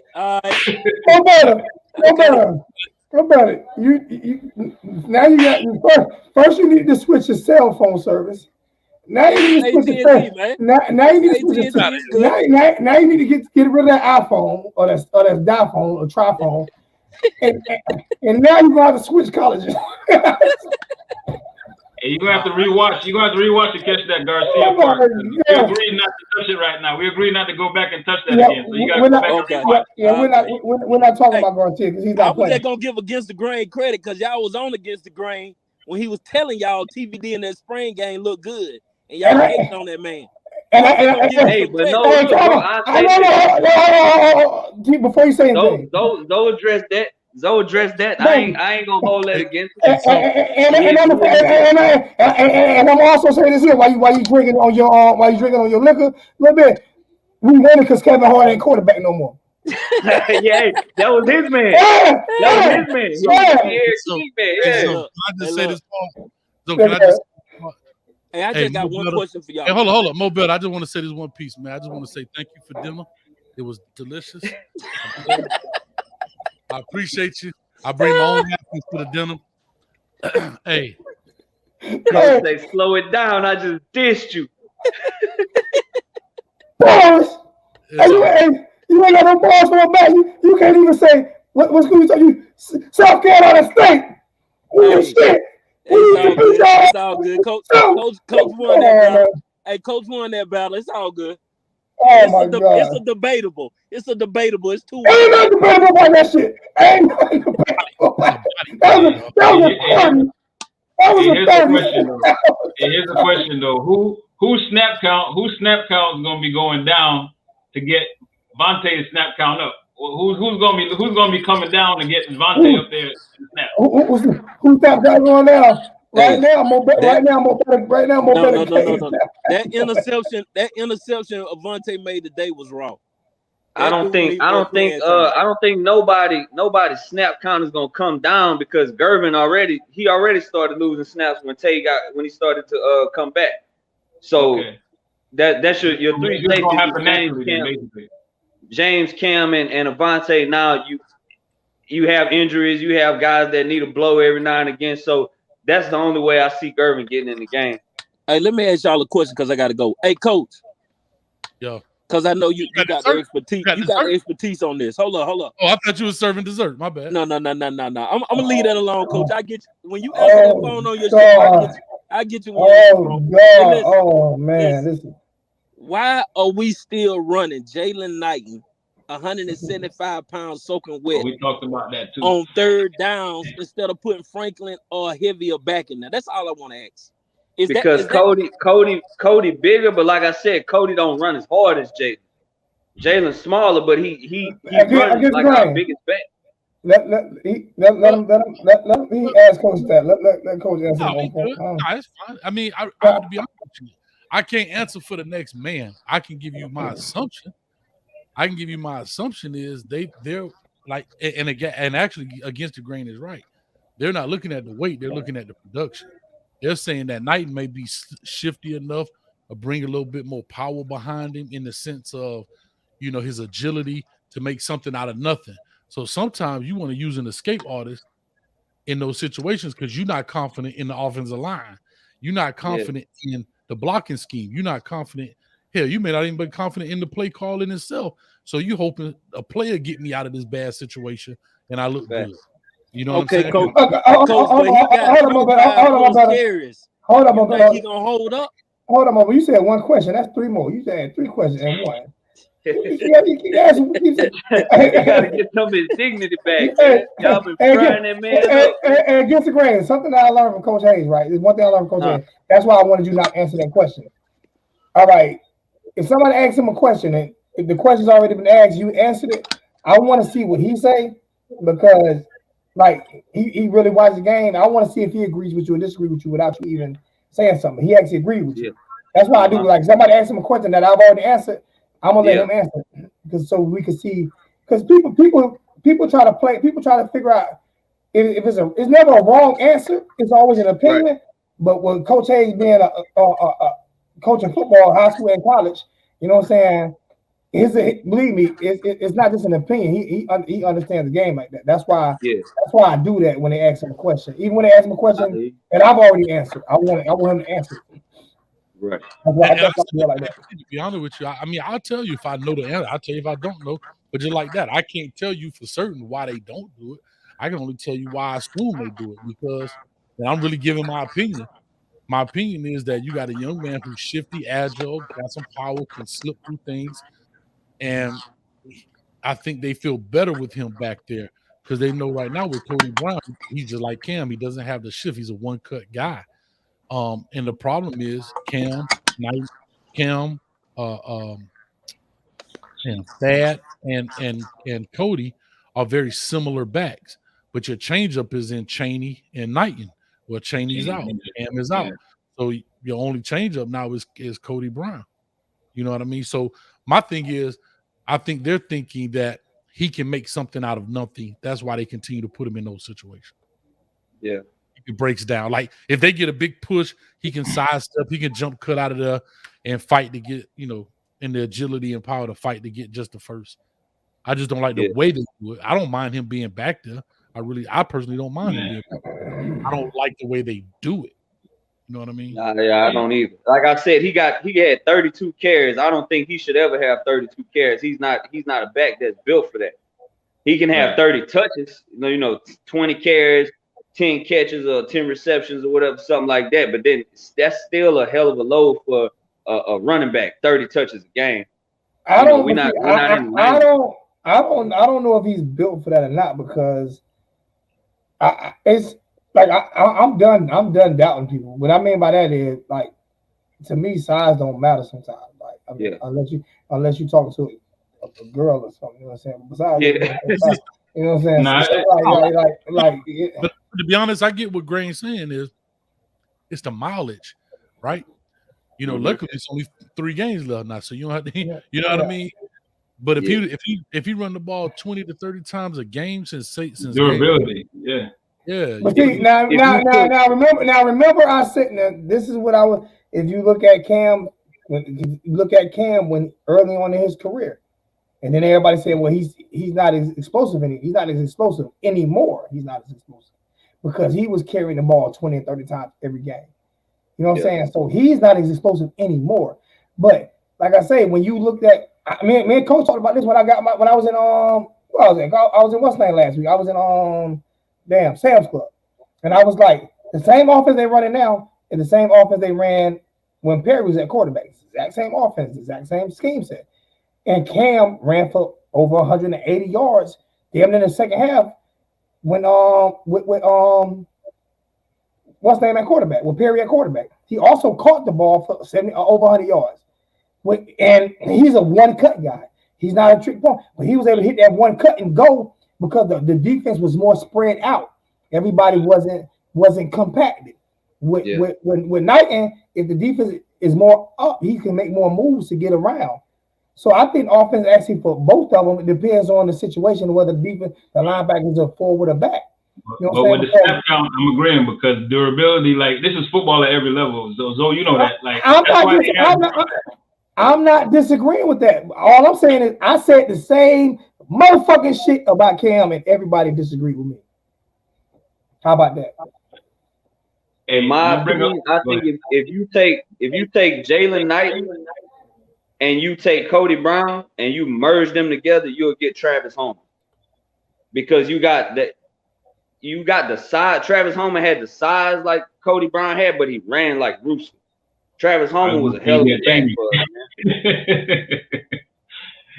So you might have Chaney too, but I'm gonna bring up and that's another thing. Somebody made a good point earlier. They said you seeing Jalen Knighton carries go up, on like short yardage and people saying, you know, why are we running 180-pound running back in between the guards like this? And I think that's a call that you make with your eyes closed if you had a healthy Don Chaney. Right. I'm Yeah, gonna bring up something that Zoe. I know Zoe is going. He tired of hearing this because I done brought it up like 3 times today. But bro, we gotta bring up Vontae again, bro. I'm gonna keep bringing him up, and I ain't going. Listen, I ain't hyping off of this one interception. Listen. This is what you do. You hyping them up for the fans and bring them down. That's what you doing. Hold up. Before you jump down my throat, this is what I'm saying, right? Just watch, even though it's one play, right? But just watching the play and it's like his instinct, his athleticism, his like, bro, he reminds me of the players that we used to get, like that type of player.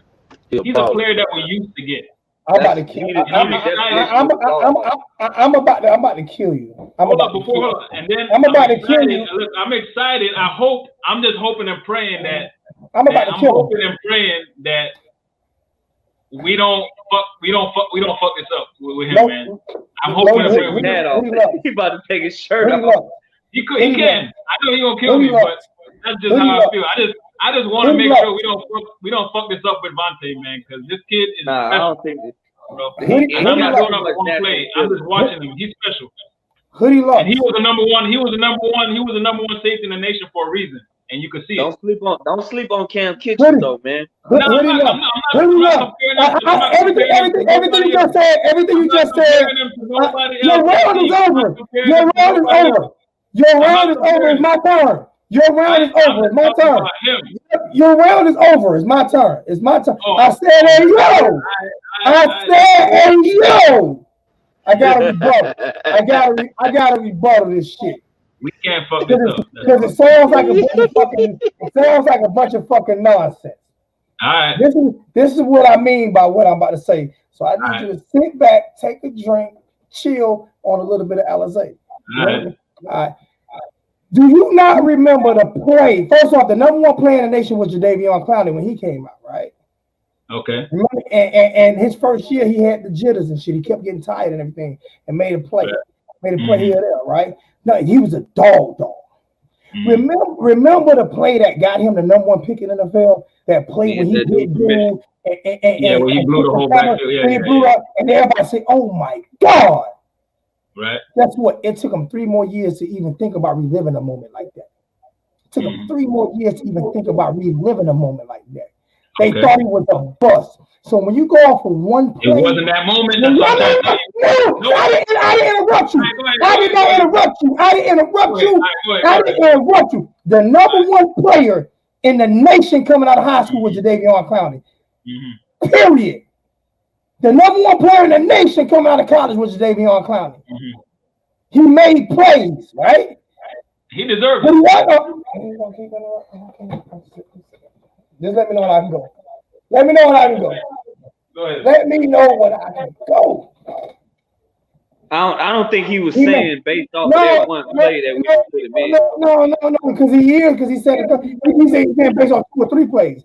What I'm saying is I'm comparing him to Jadeveon Clowney because when he brought that number one player in the nation thing out, so I'm bringing out Jadeveon Clowney. I already had that in my comparison. Go ahead. You said number one player in the nation, so I'm bringing up another number one player in the nation. Go ahead. It took Jadeveon Clowney 2.5 years at South Carolina to become something. It took him 2.5 years, and he started every down. Okay. And I remember games when they had to pull him out on the goal line because he was too tired, because he was winded. It took him 2.5 years to get it going at South Carolina. And then that year 3 when he did that play is when he went pro. And it took another 4 years for him to do it at pro. So when you look at it, when you look at a flash play or a couple flash plays, that's what they are, flash plays. Okay. I'm not saying he don't deserve more time. I'm just saying I'm not looking at a flash play and saying that this guy is the next or he deserves. No, I need to see this shit consistently.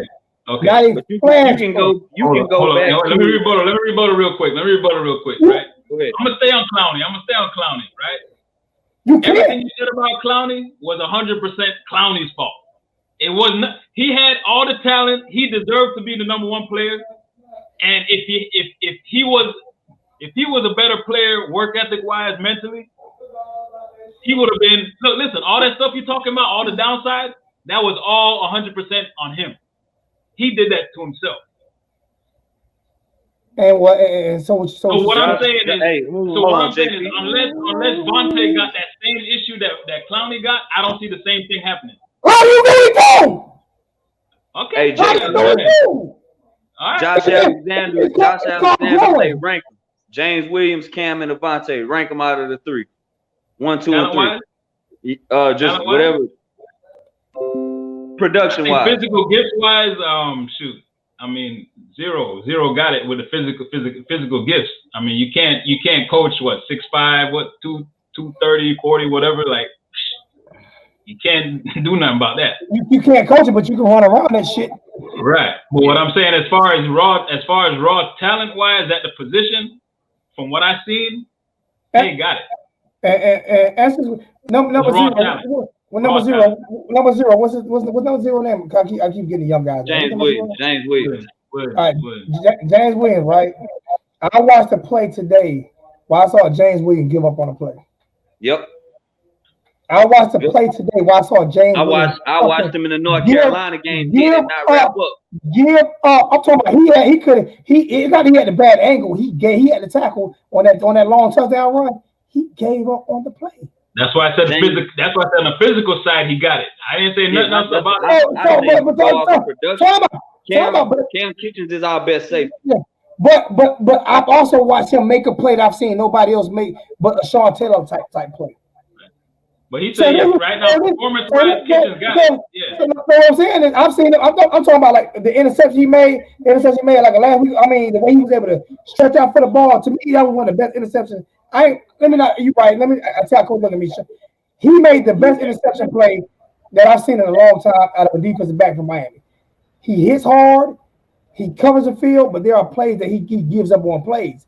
He don't wrap up. He's still figuring out that wrapping up part. What I'm saying is when you start taking these young players and saying, I'm going to, like, he's going to be that guy.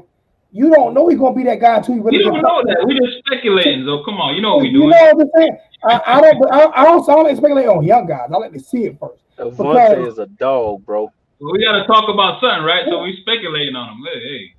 Cam, Vontae, James. That's my order. As far as like playing well right now, as far as playing the best, yeah. But as far as the raw talent, who you think got the most raw talent? Avonte. Cam, bro. Nice. Cam, man. Watch that dude play, bro.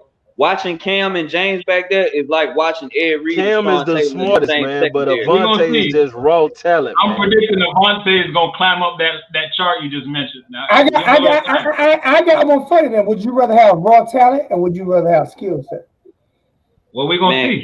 Cam's so cerebral, though, man. I would rather have Cam when it went based on that question. Cam is cerebral, bro. Would you rather have Ed Reed all over again? Because I'd rather have with the right coaching. Hey, with the right coaching, give me Tay, bro. Man, give me Tay. Right coaching, give me Tay. I love Avonte, man, but give me Cam. I ain't seen no shit like that, man. That interception was nice, and you can go back, like I was saying. JP wasn't saying off of that one interception. That's what he basing it, because you can go back to the spring game, and Tay is the rangiest safety that we had in a long time. If you throw that ball past 15 yards. He's gonna find it. It don't matter where he is on the field. He's gonna be there, right there when that receiver make that catch. But Cam, he makes plays that when an offense should be isolating him. They should be running it this way, and a true freshman safety should be running himself out of the play. You know what? You know what this discussion sound like? You know what this sound like, Zoe? This sound like when we was talking about Reed versus Taylor, don't it? Actually, I don't even talk about the Reed versus Taylor thing no more, because I got something that's coming that I'm gonna give away. But all I'm saying is, like, you can't teach effort, right? You can't teach effort, right? Effort isn't taught. You can't teach somebody effort. They have to have it. I think Coach want to say something. I see him itching over there. I'm about to let him go because I already know it is. I'm about to let him go. Like to I'm listen. about to let him go. Hey, I'm a mute myself. Go ahead. But listen, you can't teach effort, right? But you can't teach somebody who can't. If you can't read, you can't teach them that. So you need both. You need both. It's like some people can't just read the playbook, or some people can't just do this, or some people just can't get it. So you need both. So when you say somebody has raw talent, that don't mean that they can play football. It just means they have raw talent. Don't mean that they can play. It don't mean that we're gonna see. We're gonna see what it turn into. I'm muting you because you will not let me go. You will not. Why you won't let me go? Why can't I go, JP? Why can't I go? JP still working out the kinks from that Garcia shit, man. Yeah, he's still upset behind that. I'm gonna let that go. Yeah, he coming here early in the chat. First thing he's mentioned is Garcia. Nah, bro, you go ahead, Coach. What you think about them freshmen? Let me finish.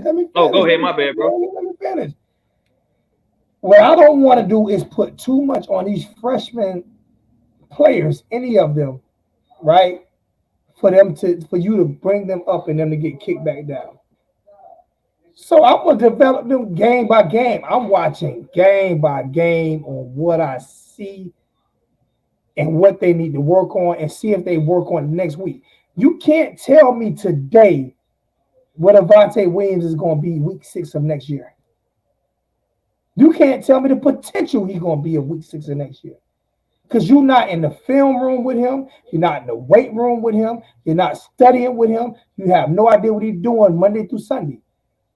So only way you know that is by watching each and every game and seeing him get better. So every game that I see him get better, then you start the comparisons of what he's going to be.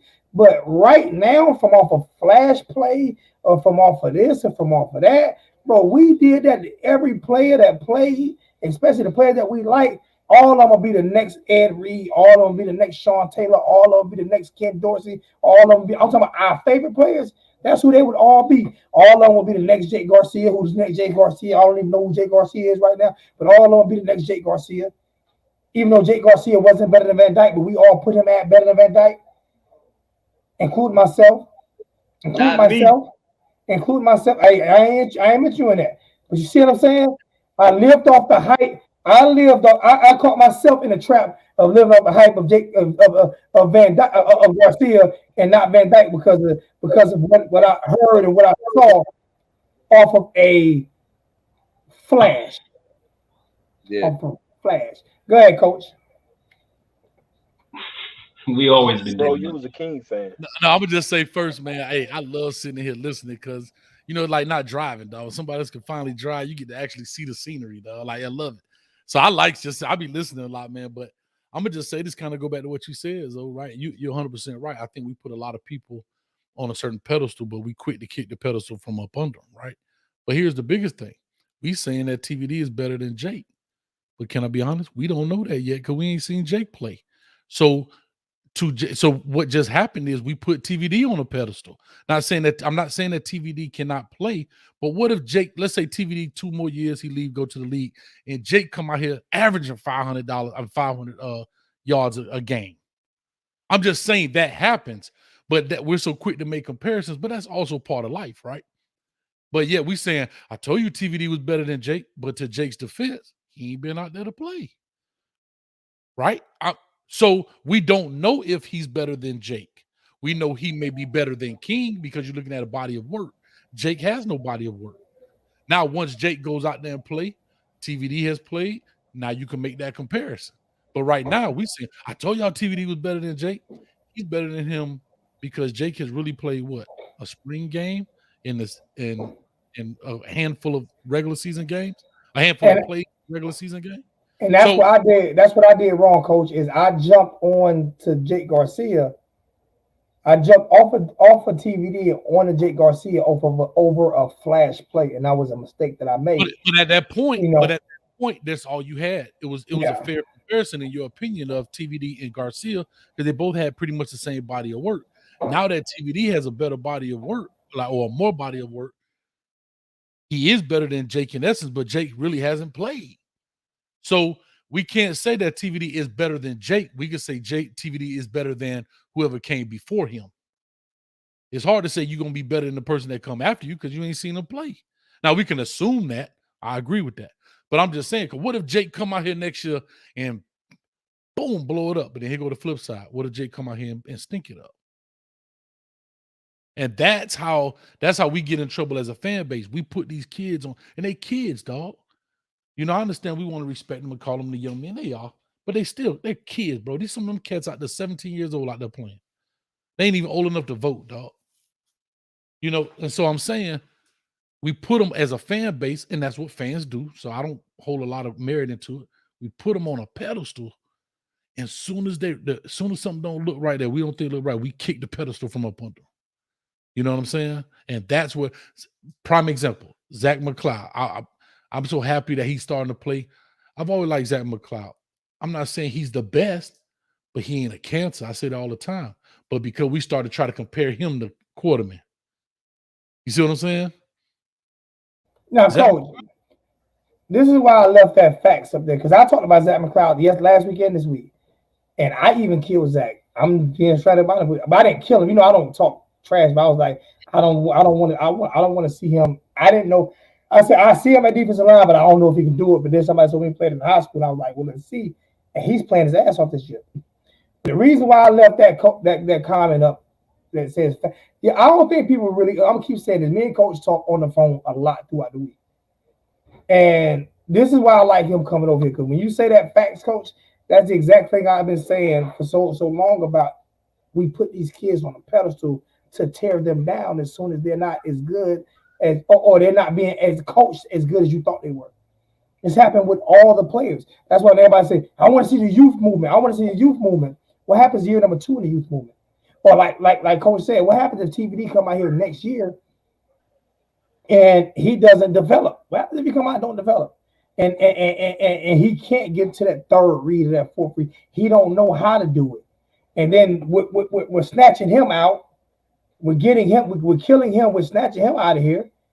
And then next thing you know, it's all about Garcia. And then Garcia come in and light it up. But there's no film on Garcia. The defensive coordinators have no film on him at all. So he lights it up. And next thing you know, they get film on him. This way, he don't like to do well. He don't like to do this well. Let's take this read away from him and see if he can make this read. So we put too much pressure on the young kids, and most teams don't win with young kids. They win with developing players. So everybody wants to play the young kids and not worry about the development of the player. And they can come in, because you know what the young kid was developed by? The high school coaches. So that first year, you're giving that to the high school coaches. That's what they're coming from. That second and third year, that off season, all that shit, that goes to the college coaches. So if you see that drop off, like you've seen from a lot of Miami Hurricane players, why is that drop off happening? Because we see it all the time. I've seen so many players coming here over the past 10 years that we see it like, oh my God, that linebacker core was their first year. They were the greatest thing on. They were everybody. They were household names. Yep. Year 2, 3, and 4. Yeah. So I'm gonna say this too, Zoe. I'm gonna ask the question because I hear this all the time. And when I use the word you, I'm speaking in general of you as the fan base. So when you, because I want everybody to feel as if I'm talking to them, that's why I'm saying it that way. So when you decide to say, man, our coaches don't develop anybody, do we hear that a lot? Yes or no? I've said it a lot. I'm talking about probably 90%, 95% of our fan base say that. But in the same breath, we'll say Zach McCloud sucked. But if you're saying you ain't developing a kid, but in the fan, we're going to blame him because he sucked. Yeah, can't have it both ways. Time out. No. He's making my point. He's making my point for me. He's making my point for me. He's making my point for me because, like I said, people say the kids suck. But I remember when people weren't saying it. I remember when people were just saying at one time, Coach, I'm gonna tell you how trends go. I remember I kept saying the development of players, they weren't developing players, right? And I remember listening to you because Jay Blaze put me on your show, right? And you had never seen my show, I had never seen your show. And I sat and I tell you a question though. I did actually. I told you because the Hurricane Zoe, I thought you was a Haitian cat because of the words. Yeah. Then when I first thought, I was like, okay, we got some Haitian dudes out here working. Okay. But I had never really watched your show, and I sat back and I sat there and listened to you talk about how the coaches aren't putting up a development to the players. And you weren't saying they weren't developing them. You was like they're not developing them enough. You was trying to, you was doing the coach talk, you know what I'm saying, to not down the coaches, but to just critique them a little bit. And I'm sitting there listening to the fan in the chat in your channel saying, yeah, you right, coach. And I'm like, I have been saying this all last year. But like you said, it's not the way you say it, it's how you say it. And that's why I love Coach coming on, because how can we blame kids that aren't being developed and still call them sorry when we know they're not being developed? Coach knows they're not. He's not saying they're not being developed all the way. He's saying, like, you give another coach this type of talent, we probably getting better results from the talent that we have. We see how it, like the offense. You just look at the offense right now. When you give Rhett Lashley the quarterback that he wants, instead of forcing Kevin Hart on him, it is what it is. I'm just being like. De'Aaron King ain't a little kid no more. He's 30 years old, man. He ain't a little, he can drink and shit. Like he ain't a little kid no more. Like, but but everybody wanted to anoint De'Aaron King because he was a good face for the program, but he wasn't good for Lashley's system. Well, Lashley should have adjusted to him. No, you don't have to. Coaches adjust, but they don't adjust the whole play book because of one person. So I'm gonna ask y'all a question, right? I'm gonna ask y'all a question because here's the thing. Funny, my producer Ellen, she talking about coach be politically correct. No, hey, tell Ellen to come on. Tell Ellen to come in the chat. Where Ellen's at? Come on, Ellen. Come on, Ellen. Yeah, man, Ellen won't even call on my show, and she the producer. I love it. She was the first one in the, Ellen.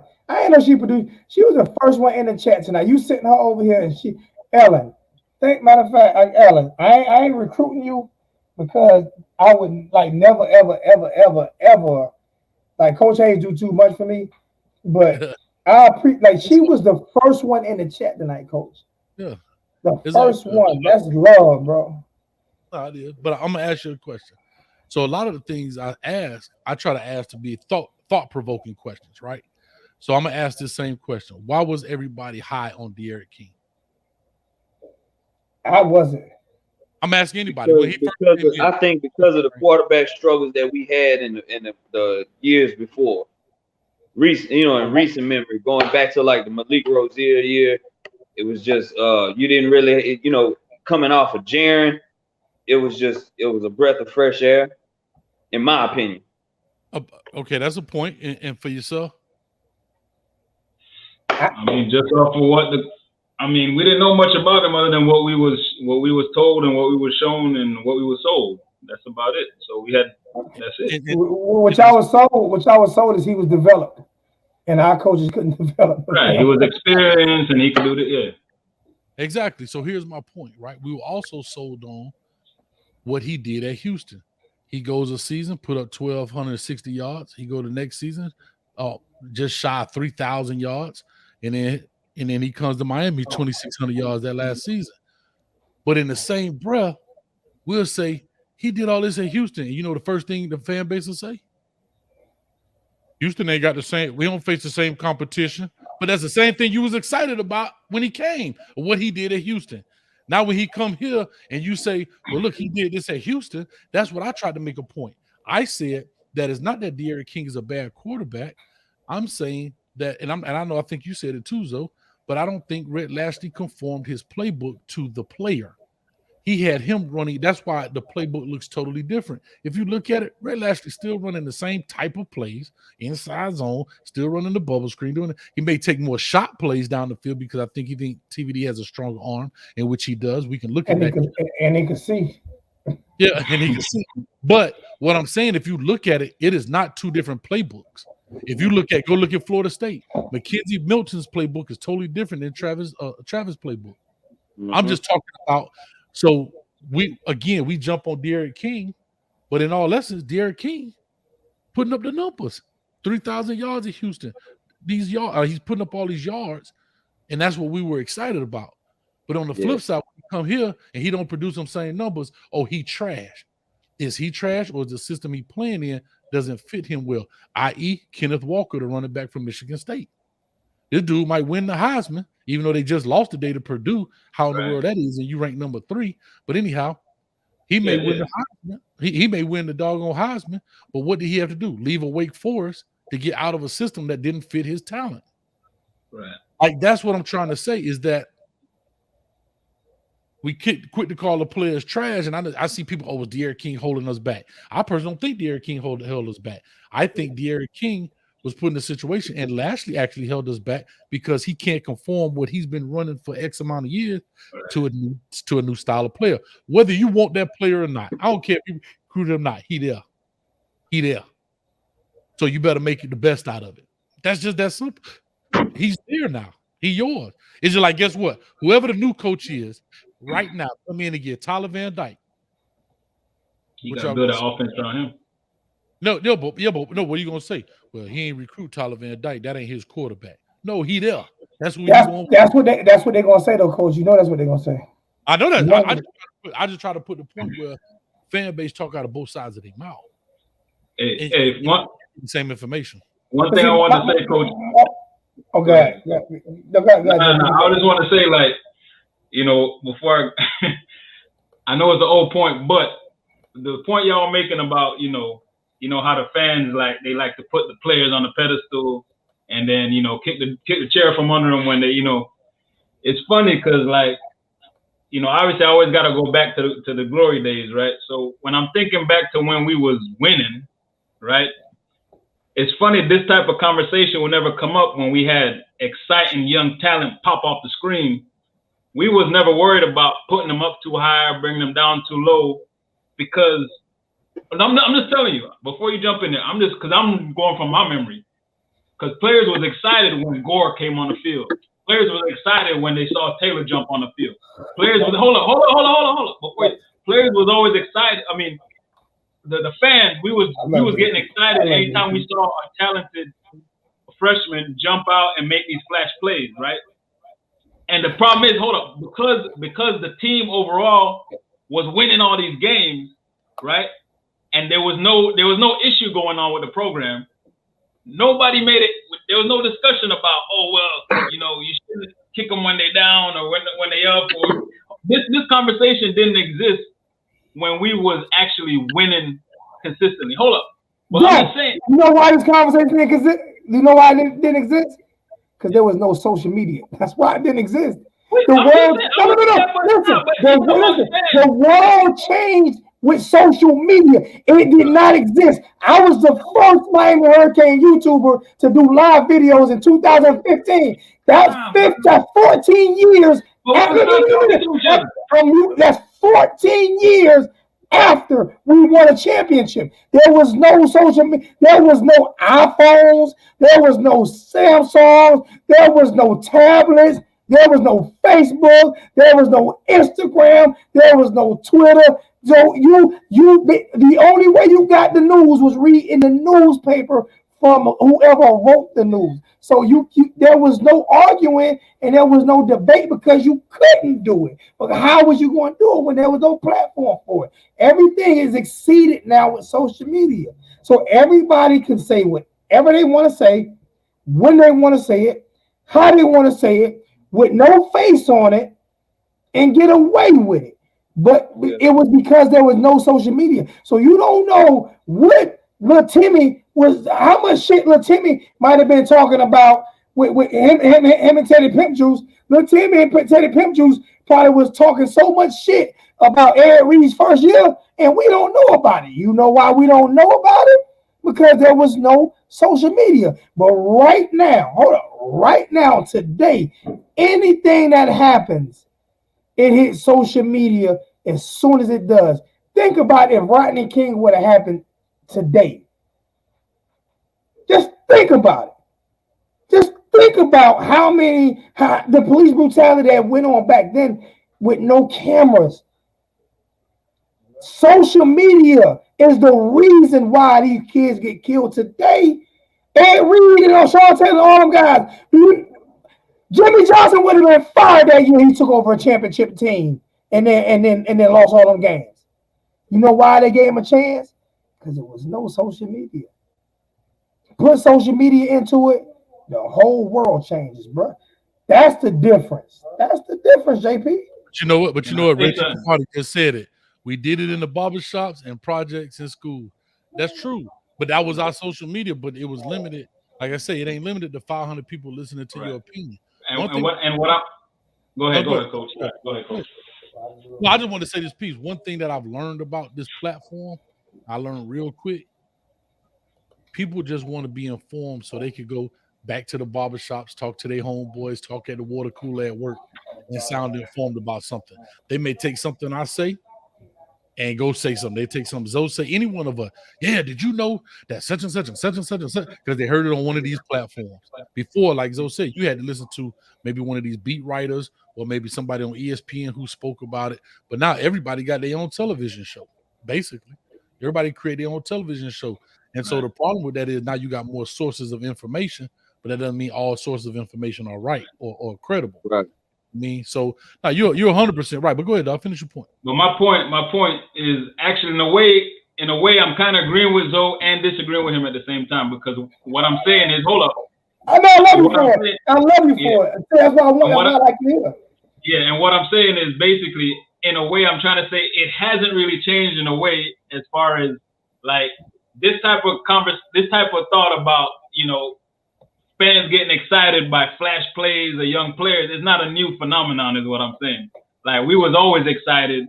We was always, anytime, these young cats came in and was balling, we was like, yo, this is going to be the next dude, blah, blah, blah, blah, blah, right? But on the counter side, I'm saying when we were succeeding and winning back then in the barbershops and stuff like that, we wasn't saying, oh, wait, hold up, take it easy. You shouldn't kill the kid like that. We wasn't worried about that part when we was winning, is what I'm saying. Well, winning kills everything. No, but I want to say this. We did. The problem is the same way we were fired up about those kids, but when Frank Gore came and did what he did, he proved us right. But then let's talk about somebody within that line, that line of running backs, for example, right? Let's talk about somebody in that line of running backs. You start off with who? Let's say Clinton. Was it Edge or Clinton? Well, Edge and all of them. Edge, Najee, yeah. Najee, Willis McGahee, right? Who's next after that? Frank Gore was after Willis, I think. Yeah, Gore. Nope. Oh no. What you talking about? You talking about Peyton, right? Jared Payton was the last of them. Right now, y'all just proving my point. Y'all proving my point. Exactly what I'm talking about. The guy that didn't do as well, y'all don't forgot about him already. He was one of the next ones. That was Tyrone Moss. Tyrone Moss. There you go.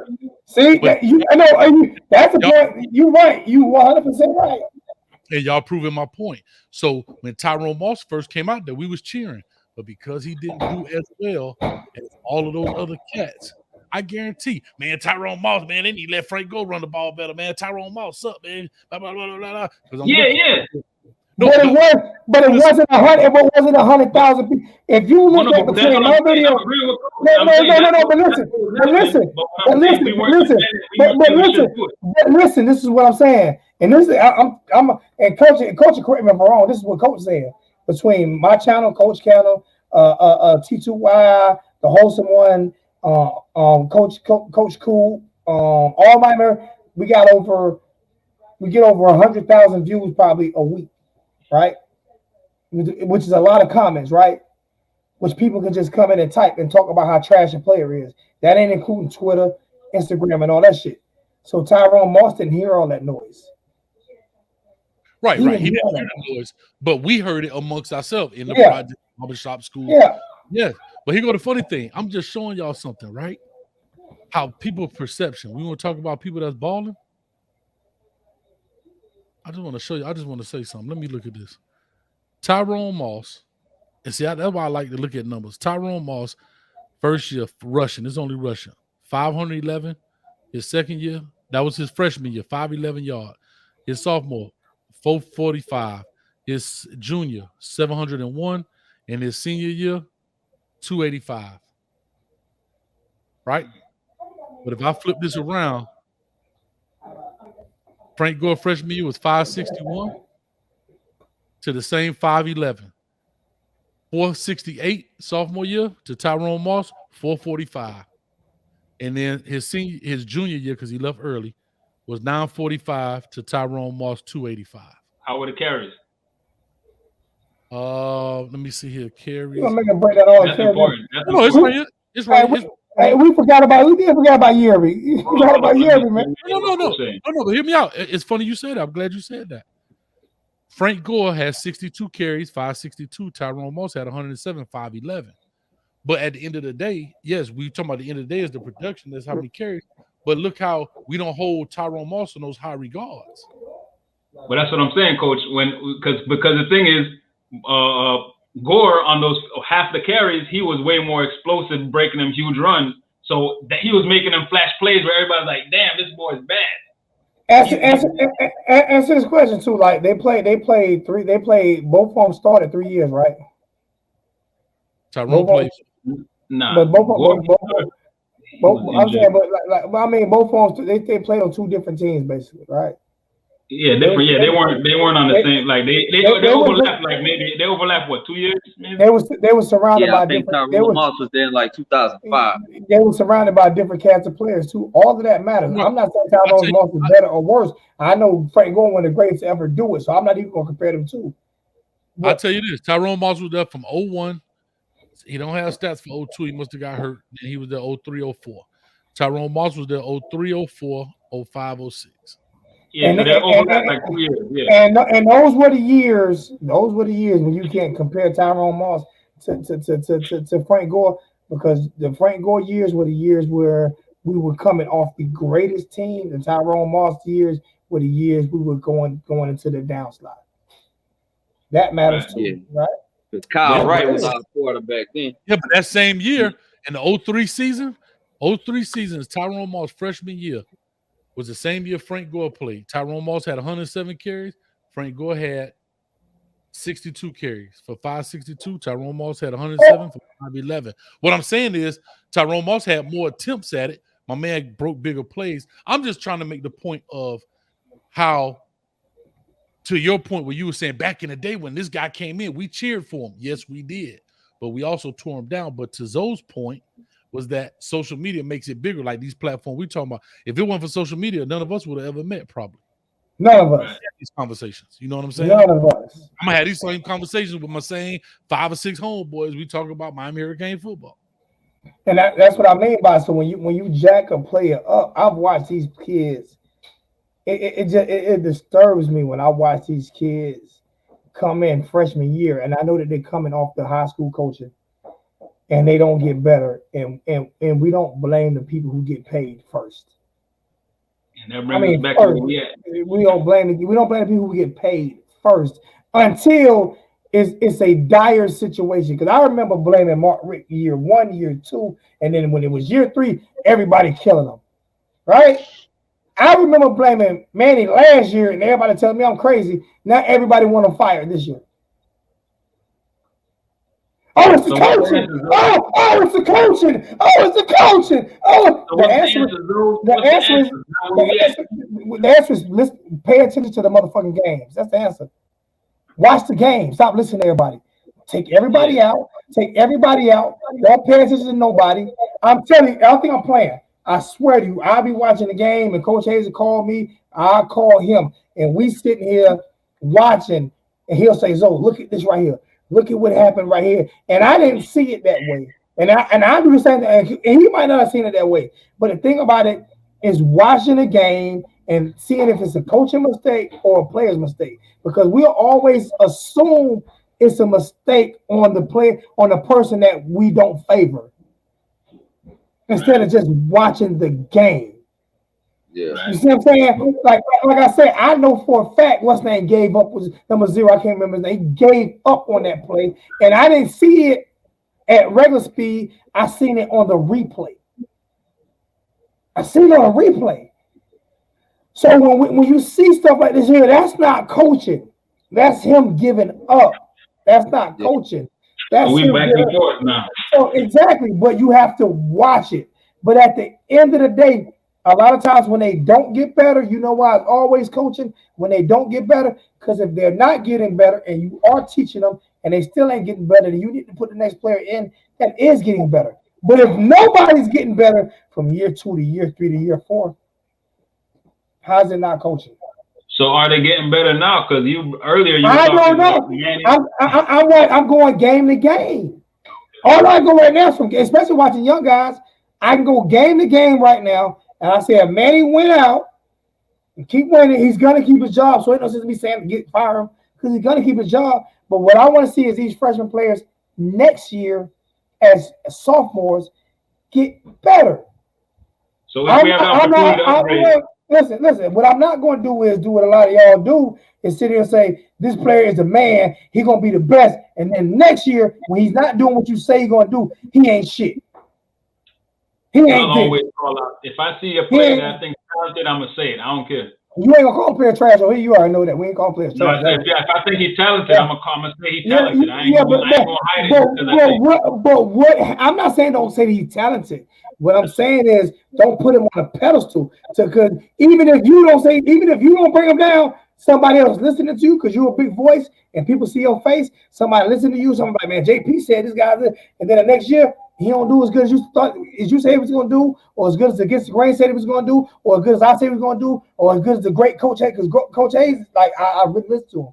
Say he's going to do, you know what they're going to do? They're going to tear the player down, and they're going to tear us down, but they're going to tear the player down even worse. You know why? Because we told them how great this player was and how great he was going to be, and they listened to us, and that player ended up not being what we said he was going to be because the coaches didn't coach him, and they're going to tear him down, and you ain't got nobody to blame but yourself.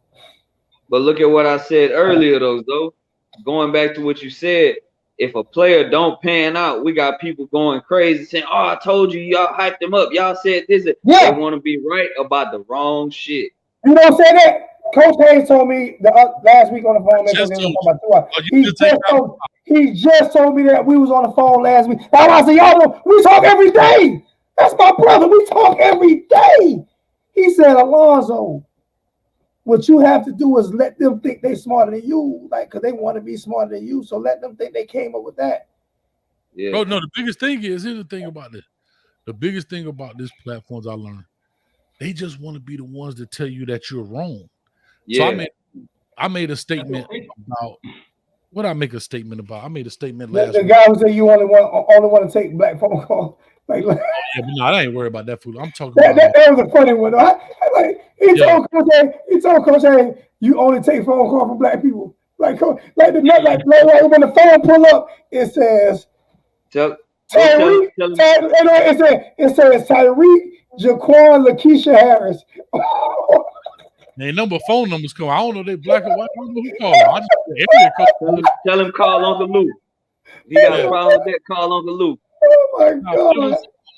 What did that dude say? Oh, I was talking about Brashard Smith, and I was talking about his play count, meaning while we burn a kid red shirt for him to play 2 or 3 plays. Oh yeah, I mean you talking about that. Yeah. 2 or 3 plays in the game. That's what I was talking about. And they come back. Well, coach, he played more than that. He played special teams. Okay. Yes, I understand that. But we're talking about being a major contributor on the 2 of kills. Special teams is just as important. But we're talking about if you're Brashard Smith, would you like to burn your red shirt being the lead blocker on field goal? I mean, on kickoff return. That's what I'm saying. So what I was trying to say was, here's a prime example. Everybody wants Thad Franklin. You're about to burn this kid's red shirt. He played one carry for 3 yards. You get 4 games to play. We just found out the other night, I think we burnt Chase Smith red shirt already. And he's played a total. I think it was this game, too. Not last game. The last game, right. So what I'm saying is you were burning a player like Chase Smith's red shirt. Let's be honest. And not to downplay special team, but you're burning a year of eligibility off this kid, right? Where he's not only playing special team, but he's more talented than just special teams, right? We used to do that, to go back to your point, brother. We used to do that with Andre Johnson. I remember seeing Andre Johnson catch 80-yard bomb, get a shot of water, and go back on kickoff. But he was playing offense as well. Imagine Andre Johnson only out there. And again, football times are different, right? So we get an opportunity to play 4 games and not lose a red shirt. 4 games and not lose a red shirt. But we're going to play you on that 5th game, right? And burn up your red shirt so you can carry the ball one time? Yo. You talk about red shirts, coach. Like, you bring up a good topic. Like, who do you think, out of the ones who haven't burnt their red shirt yet, who do you think we should red shirt? If you were coaching right now on a team, who would you red shirt? If I'm you know what? It's hard for me to say who has and who has not burned it, simply because I don't know. Like, you don't see all the special team play where the guys running down. I don't know everybody where they burn them out. Yeah. But I would say if I had to, I would try to hold on to a Thad Franklin. And I'm gonna tell you why. I know who you was gonna say too. I knew what you were saying. Yeah, but you know why? Because you got a Chaney coming back, you got a Jalen Knight coming back, and you got Cody Brown. So why burn him out and he be on the same track as the rest of these dudes? That's why I think we didn't take a running back in this cycle. It's because we had Thad and we had Cody Brown. Yeah, but you burned them out at the same time. Yeah. And what I'm saying, Thad Franklin ain't got significant playing time, but you burned his red shirt, so he gone now. You get what I'm saying? And to me, and what it is the fan base screaming, "Hey, the young guy! Oh, see the young guy!" If y'all think coaches don't hear this shit, y'all crazy. If y'all think coaches don't pay attention to what y'all say, yeah, for real, like serious, man, like it makes no sense to me. Like you say, to burn a red shirt just because we want to see a younger player play and not develop. That's fucking stupid to me. And as desperate as we are now, though. I don't give a damn how desperate you are. No. I know because you keep every time I talk, Coach Hazen talk, you sit back and you listen for 45 fucking minutes. You don't say shit. You sit back for 45 minutes, you don't say nothing. This with this. Coach Hazen talking, this is you. All right, go ahead. As soon as I talk, I get 2 words out of my mouth, and you killing me. What I'm saying, JP, that's why I love you to death, man. Because we go at each other. I ask you to come on every week. Appreciate it. What I'm saying is, these players don't if they're not developing while we burn their red shirts, right? What we're doing is teasing. You're being teased. I don't know if you've ever been teased. I don't know if you've ever been teased before, but you give your whole fan base blue balls. You give your whole fan base blue balls because you teasing on what they might be instead of who they're going to become.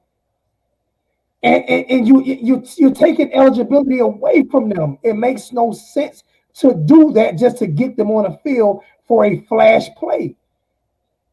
You see what I'm saying? Because like you can name the plays that they made. No. I'm saying you can name the plays that they make, but can you name the plays that they missed? See, this is what I noticed about fan base. The players that you don't like. Did you see the sack? Did you see the sack by Zach McCloud yesterday? Today, and the 2 sacks by him last week. Did you see both of them? Did you see them? You notice you didn't mention them? You didn't mention them one time? You notice that? JP, you ain't mentioned them one time. You know why? Because you're not a Zach McCloud fan. But let that happen, your guy. Did you see that sack? Oh my God! He ripped his head off. This is what I mean by that. But if your guy misses a play, you don't see that. If you do see it, you're not going to mention it. That's fandom. I mean, it's fandom. I'm going to say this. I have Brashard Smith stuff up here. So Brashard Smith had the dog thing and lost it. Brashard Smith for this season, this is his first year playing. Like this, like I'll be hot. Today he had 1 reception for -2 yards today. Rashad Smith, and I don't now this doesn't let me know how many plays that he actually been on the field, but this does let me know how many plays he actually contributed. Receiving, he has a total of 8. Well, I mean, today he has a total reception.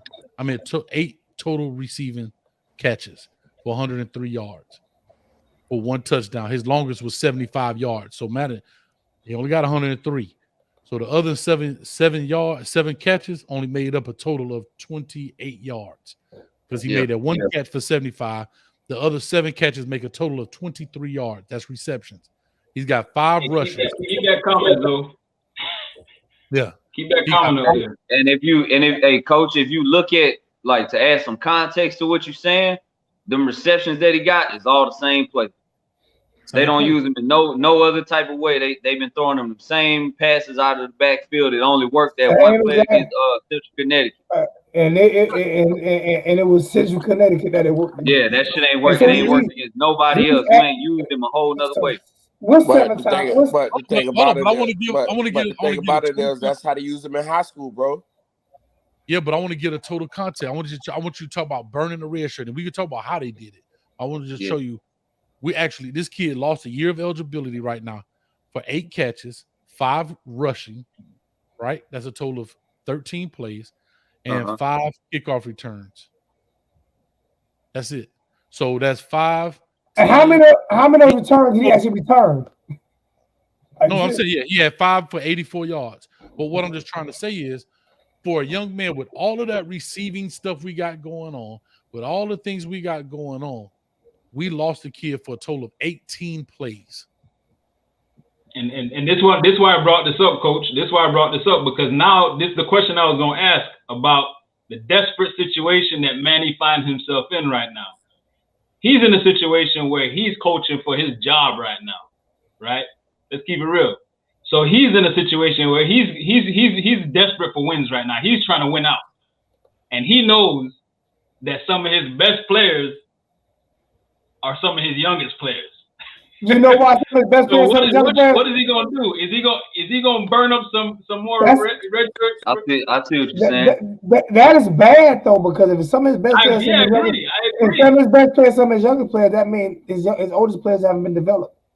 I agree. So we're gonna be in the same situation next year unless I'm giving Red Lashley a pass. If nobody else do, I'm giving him a pass. Because I say if he get a quarterback that can see, he's gonna be better. And the thing is the fan base is so desperate for wins too. It's like most of the fans are like, oh fuck it, just play them. Fuck it, play them. They don't care. That brings me to what I was gonna say. How y'all feel about this? Since we talking about red shirts, you can't say, "Oh, we burning these kids red shirts. We taking a year eligibility from," and then turn around and say, "But they're not developing either." So what good is the extra year of eligibility if you're not gonna get better? It's not gonna materialize. That's pretty true. I'm gonna answer that one. Coach, can I have that one, please? Coach, I'm gonna let you. Coach, can I have against grain. Listen. All right, you don't want to run your well dry, right? So if we're not developing them, right, you still want the bodies out there. You still need the players out there. If you playing players when you don't need to play them, if you only gonna play them for 30 snaps and they only get 30 yards, and you're burning their eligibility up, there is no reason to play them. Like, serious, you giving up a whole year for nothing, for no reason at all. My thing is, they should be developing them and having them in a film room and having them on the sideline, really watching and paying attention to the game instead of sitting over in a corner some damn well, not paying attention. Yeah, you can pay. I'm gonna let Coach add this after this because this is really more Coach than me. Oh, go ahead. I think that burning red shirts for no reason. What Coach is saying, we're burning them for no reason. If they were producing the whole season, Coach is not saying that. If they're out there putting in work, the whole season, that's different. But what he's saying with that, frankly, a lot of these other kids that we're only get a 75-yard pass and then the rest you had 23 the rest of the year. That's a wasted red shirt. So that one play against Central Connecticut, right? And if you play them another game and you're not getting that same production, you sit them down and you don't waste the red shirt because you got 4 games. Why play him all 4 and waste the red shirt if you're not getting the production? That's Manny's fault, but also that's the fans putting pressure on him too, bro. Hey, Derek, I'm gonna get to you in a second, Derek.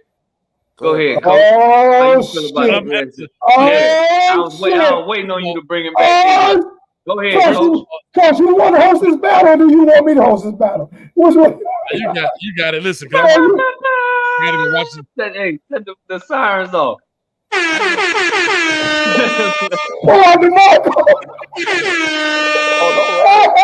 Don't worry. I'm coming with the heat of the night. Oh my God.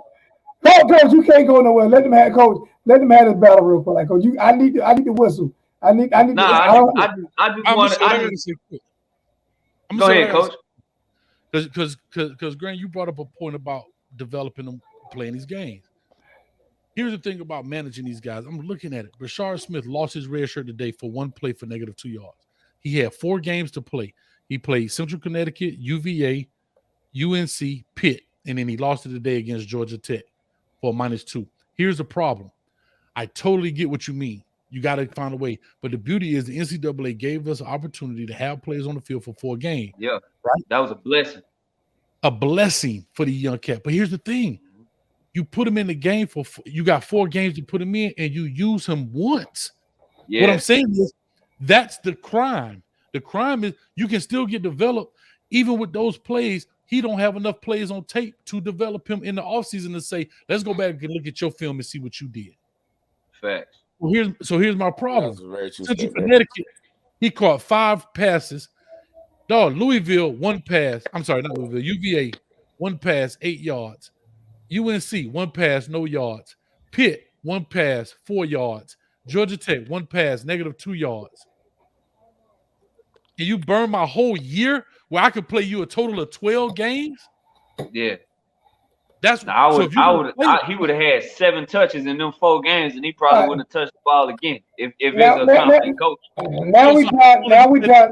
Okay, Coach. I just want to say that part about yes, you can still use these 4 games to develop guys within the game and within the scheme. And again, I don't know how many plays they didn't touch the ball. I'm not saying that.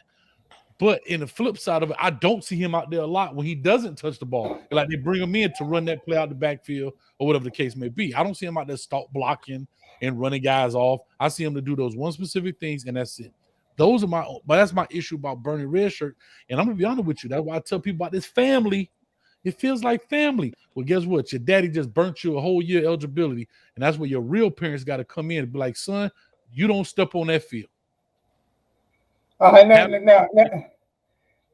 this is the end of the night. We ended it right here. We got from Lane County. We got from representing Lane County and the laid down pack against the grain from the laid down pack, and then we got from Lick County from the stripper pole pack. We got Derek from the stripper pole pack going against Lane County. One round. Hit the coach. Hit the beat, coach.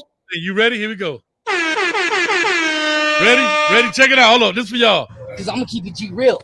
I don't with you because you disrespecting me. You disrespect my hood by telling me take off my flag, asking how gangster I was. You lucky on that day I was acting cool, cuz I told you I ain't got time for that. But I got time today. I got time today. I got time today. So since against the grain, what you got head and tail against the grain? I'm gonna let you call it head and tail. Let him go first. Head and tail. You was the one that said we couldn't win games with a game manager. You said the Red Ranger, TVD, TV dinner, El Nino. You said he was a game manager. You said we needed a gunslinger. This dude that threw for over 1,000 yards and 10 touchdowns in 3 games. But what you call it? Is that managing the game or is that gunslinger? I'm here. No, I'm here. I'm pronouncing him, though. You said that. And I told you, I said, man, I don't care what you call him, a game manager or a gunslinger, whatever. Go win the game. Now he's showing you he is not a game manager. He's showing you he can throw that ball around. That's all I wanted to say. Rebuttal. Are you ready to? You was loud about it too. You see what Adam just said? Are you ready to rebut? No, I agree. No. So 100% he's right, bro. I'm not even gonna sit here and lie to him. Like he's right. But what I'm saying is we hyped up Garcia. We hyped up Garcia, right? And I'm like, okay, I know TVD could do it, but right now he's game managing because the first game that he played, we did what Lashley said. He had him on the leash. You said right now he's game managing. Yo, no, Lashley said Lashley said it in the interview. He said he didn't trust him. Now he let Lashley said the first game. You said right now he's game managing. No, he's not game managing now. No, hell no, he's not game managing. He letting it fly. What are you talking about? Okay. No, but I'm saying the first game when we first had this conversation, they game managed him. Like I see, you know how I know SSO, so I showed him a little quick slants here and there, dink and dunk. They wasn't trying to do too much. His favorite route is the corner route, like on the outside. He's a red shirt freshman. That's what you're gonna do with a red shirt freshman. Oh yeah, of course. So we did the same thing, and Coach Hayes brought it in perfect. We would be doing the same thing if Garcia. We would have been game managing him the same way. Oh yeah, and Tyler Van Dyke. So, Coach, this is why I like Coach Hayes. I keep saying this why I love him coming in because he broke it down perfectly. We don't know if TVD better than Garcia. We don't know if Garcia better than TVD. All we know right now is that TVD is balling his ass off and Garcia is not on the field. That's all we know. And then both of y'all know I did say that, right? I said the same thing last week. Like, I don't know who's better. All I know is Garcia got to take the job from TVD. And it ain't gonna happen. That boy is not gonna happen. He ain't giving it up. That's all I'm saying is right now, if you're going into next year, Garcia has to take the job from TVD. Yeah. He has to take it. Can I say? And I don't necessarily think. Go ahead. I want to hear this. The best thing happened to Garcia. Best thing happened to Manny Diaz is Garcia got hurt. Because now he ain't forced to try to play both and figure it out and do all that foolishness. That's what's happening at Michigan right now with Jim Harbaugh and that J.J. McCaffrey and that Cade McNamara. He trying to figure it out. McCarthy and McNamara, yeah. J.J. McCarthy and Cade McNamara. That's what's happening. They can't figure it out, right? And that's the biggest problem. That was the problem at Florida State until they made a decision. Are we gonna go with Mackenzie Milton? Are we gonna go with this Travis kid? Nah, dog. You gotta find out. They're still going through it. Yeah, they still going through it. No, but the kid's sick today. That's why Mackenzie Milton played. He's sick. Right. But what I'm saying is he got sick, so gave Mackenzie Milton an opportunity. But the difference forced is forced his hand. If Jake Garcia is smart, depending on who this new coach is, I'm not in a rush. Why do we feel like, and that's the thing too about the fan base. You don't have to. You need one football year as a quarterback in order to go to the NFL. Nobody knew who Dwayne Haskins was at Ohio State. He came in the second half after JT Barrett got hurt against Michigan. I'm actually at that game. I saw him get hurt. I'm like, who is this dude? They were like, oh yeah, that dude, he chilling. That dude did 1 year, went to the league. Now what he do in the league, that's something different, right? Nobody know who Kyler Murray was. He had that one bull. You know what I'm saying? Baker Mayfield. These quarterbacks. Mac Jones. Nobody knew who Mac Jones was from Alabama. 1 year, first round draft pick. So I give you another name, Coach. The boy from Duke. What the dude name is? Daniel Jones. Yeah. Daniel Jones. I give you another one, Coach. Jameis Winston. He left as a redshirt sophomore. If Jameis redshirted his freshman year and sat his sophomore year, in that year that he won the Heisman, his redshirt freshman year, if that was the only year he played, he was still going number one. And Coach, that might be I gotta mention this right here. God dang, how in the heck Coach Coop balling? 13,000 views in less than 3. God the heck, God. And Coach, that might be a blessing. That might be a blessing for Garcia because this injury might give him a chance to redshirt. he might be able to redshirt this year. Yeah, he can redshirt. Yep. He already can Yeah, redshirt. he already Oh, redshirted. he's already redshirted? Yeah, he Go already. see already redshirted. That's it. Once he Okay, got so hurt, that's a blessing. That's a blessing right there. So he ain't in no rush. Yep. That's what I'm saying. So you sit down, let TVD do his next 2 years, right? Because here's what you don't It want might to do. not even be. It might not even be 2 years. It might be one because next year's Oh, that's Yeah, right. yeah, He he like can leave Yeah, next that's year. right. Bag year. After Next year's bag year for him. yeah. Next year, if he put it in like they doing it right now, he going to the league. Yeah. And here's my And point. he's gonna get drafted over Bryce Young. Yeah, but here's Because my if you go ahead, coach. you only a few plays away. Think about it. You're an ankle sprain away from being a starter, dog. So There you don't go. rush it. And here's what you don't want to do. You don't want to go in there and hurt your draft stock by screwing it up. When you get your chance to go in there, you better light it up. Don't screw it up. Because if Jake go in there, he's too early. I'm just only assuming because I don't know. But let's say he go in there and he's too early. He throwing it around, throwing picks and doing this and because he feel like he got to win the game. I don't know the young man. But guess what's going to end up happening? You hurt your draft stock, dog. Get in there. You got to ball out for 12 games, right? 12 games and get out of there and go stand up like this. Thank you very much. You've been selected to and go about your life. Put your hat on, take your picture. Like we about to do right now. We all exiting right. We going about our life right now. We all getting the fuck about here. It's been 2.5 hours. Smiley, Yeah, I'm love about you. to go catch this Alabama LSU game. Listen to me. This was fun. And I always enjoy it, man. We had our first rap battle. Derek, you got 30 tonight, even though it was only a 1-rounder, because I took my 30 2 weeks ago. Can I say something? Can I say something about the defense before we get off? If it's gonna be short, if it has to be no taller than Derek King. That's 2 sentences, dog. Okay, no, I just got something to say about defense. I know the defense young. I know the boys freshmen, but I see that the fan base, since they like the freshmen, they don't be on them as much how they was with the seniors, because I see the freshmen make critical mistakes out there. Critical mistakes that cost them the game. And I'm like, yo, what the fuck? Like, why y'all not calling that kid trash, but you calling that senior kid trash? Like, that's all I was like, yo, today I was watching that, what the fuck? Like, why? No, it's not because they're freshmen, JP. It's because it's a favoritism thing. And you like this kid. You like this kid. And they freshmen. That's the reality. They freshmen. He made it so right. This boy made a critical play. This boy made a critical mistake like Gervin Hall, and y'all don't say nothing about it. But that's the reality. He's a freshman. So you telling me freshman effort? He's talking about fan reaction to the plays. I'm saying that fans gonna be more forgiving to freshmen playing. 2 freshmen gonna get a pass. That's just how it is. That's not what it is. Y'all, you know why y'all are favorite for the freshmen? It's because you want to be right. That's why you're more favorite. Okay, that too. It's because you want to be right. I'm done now. 30 U2. I'm a 30 U2. You're more favorable to freshmen because you want to be right. That's it.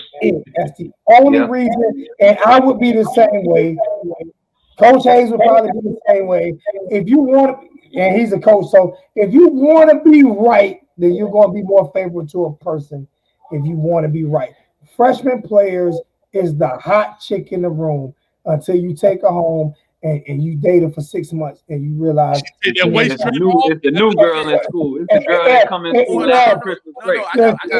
She take that damn waist train off and I even had one better. I even had one better when Rooster fumbled the ball. Nobody on Twitter said nothing about Rooster fumbling that ball. I said, boy, if Cam did that, they'd have been down to the Texas. That was the craziest.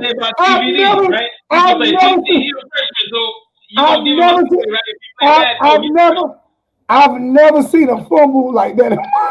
Like y'all the screaming Cam suck, bro. Cam make a minus 12, -2 y'all out. Oh, he suck getting off the field.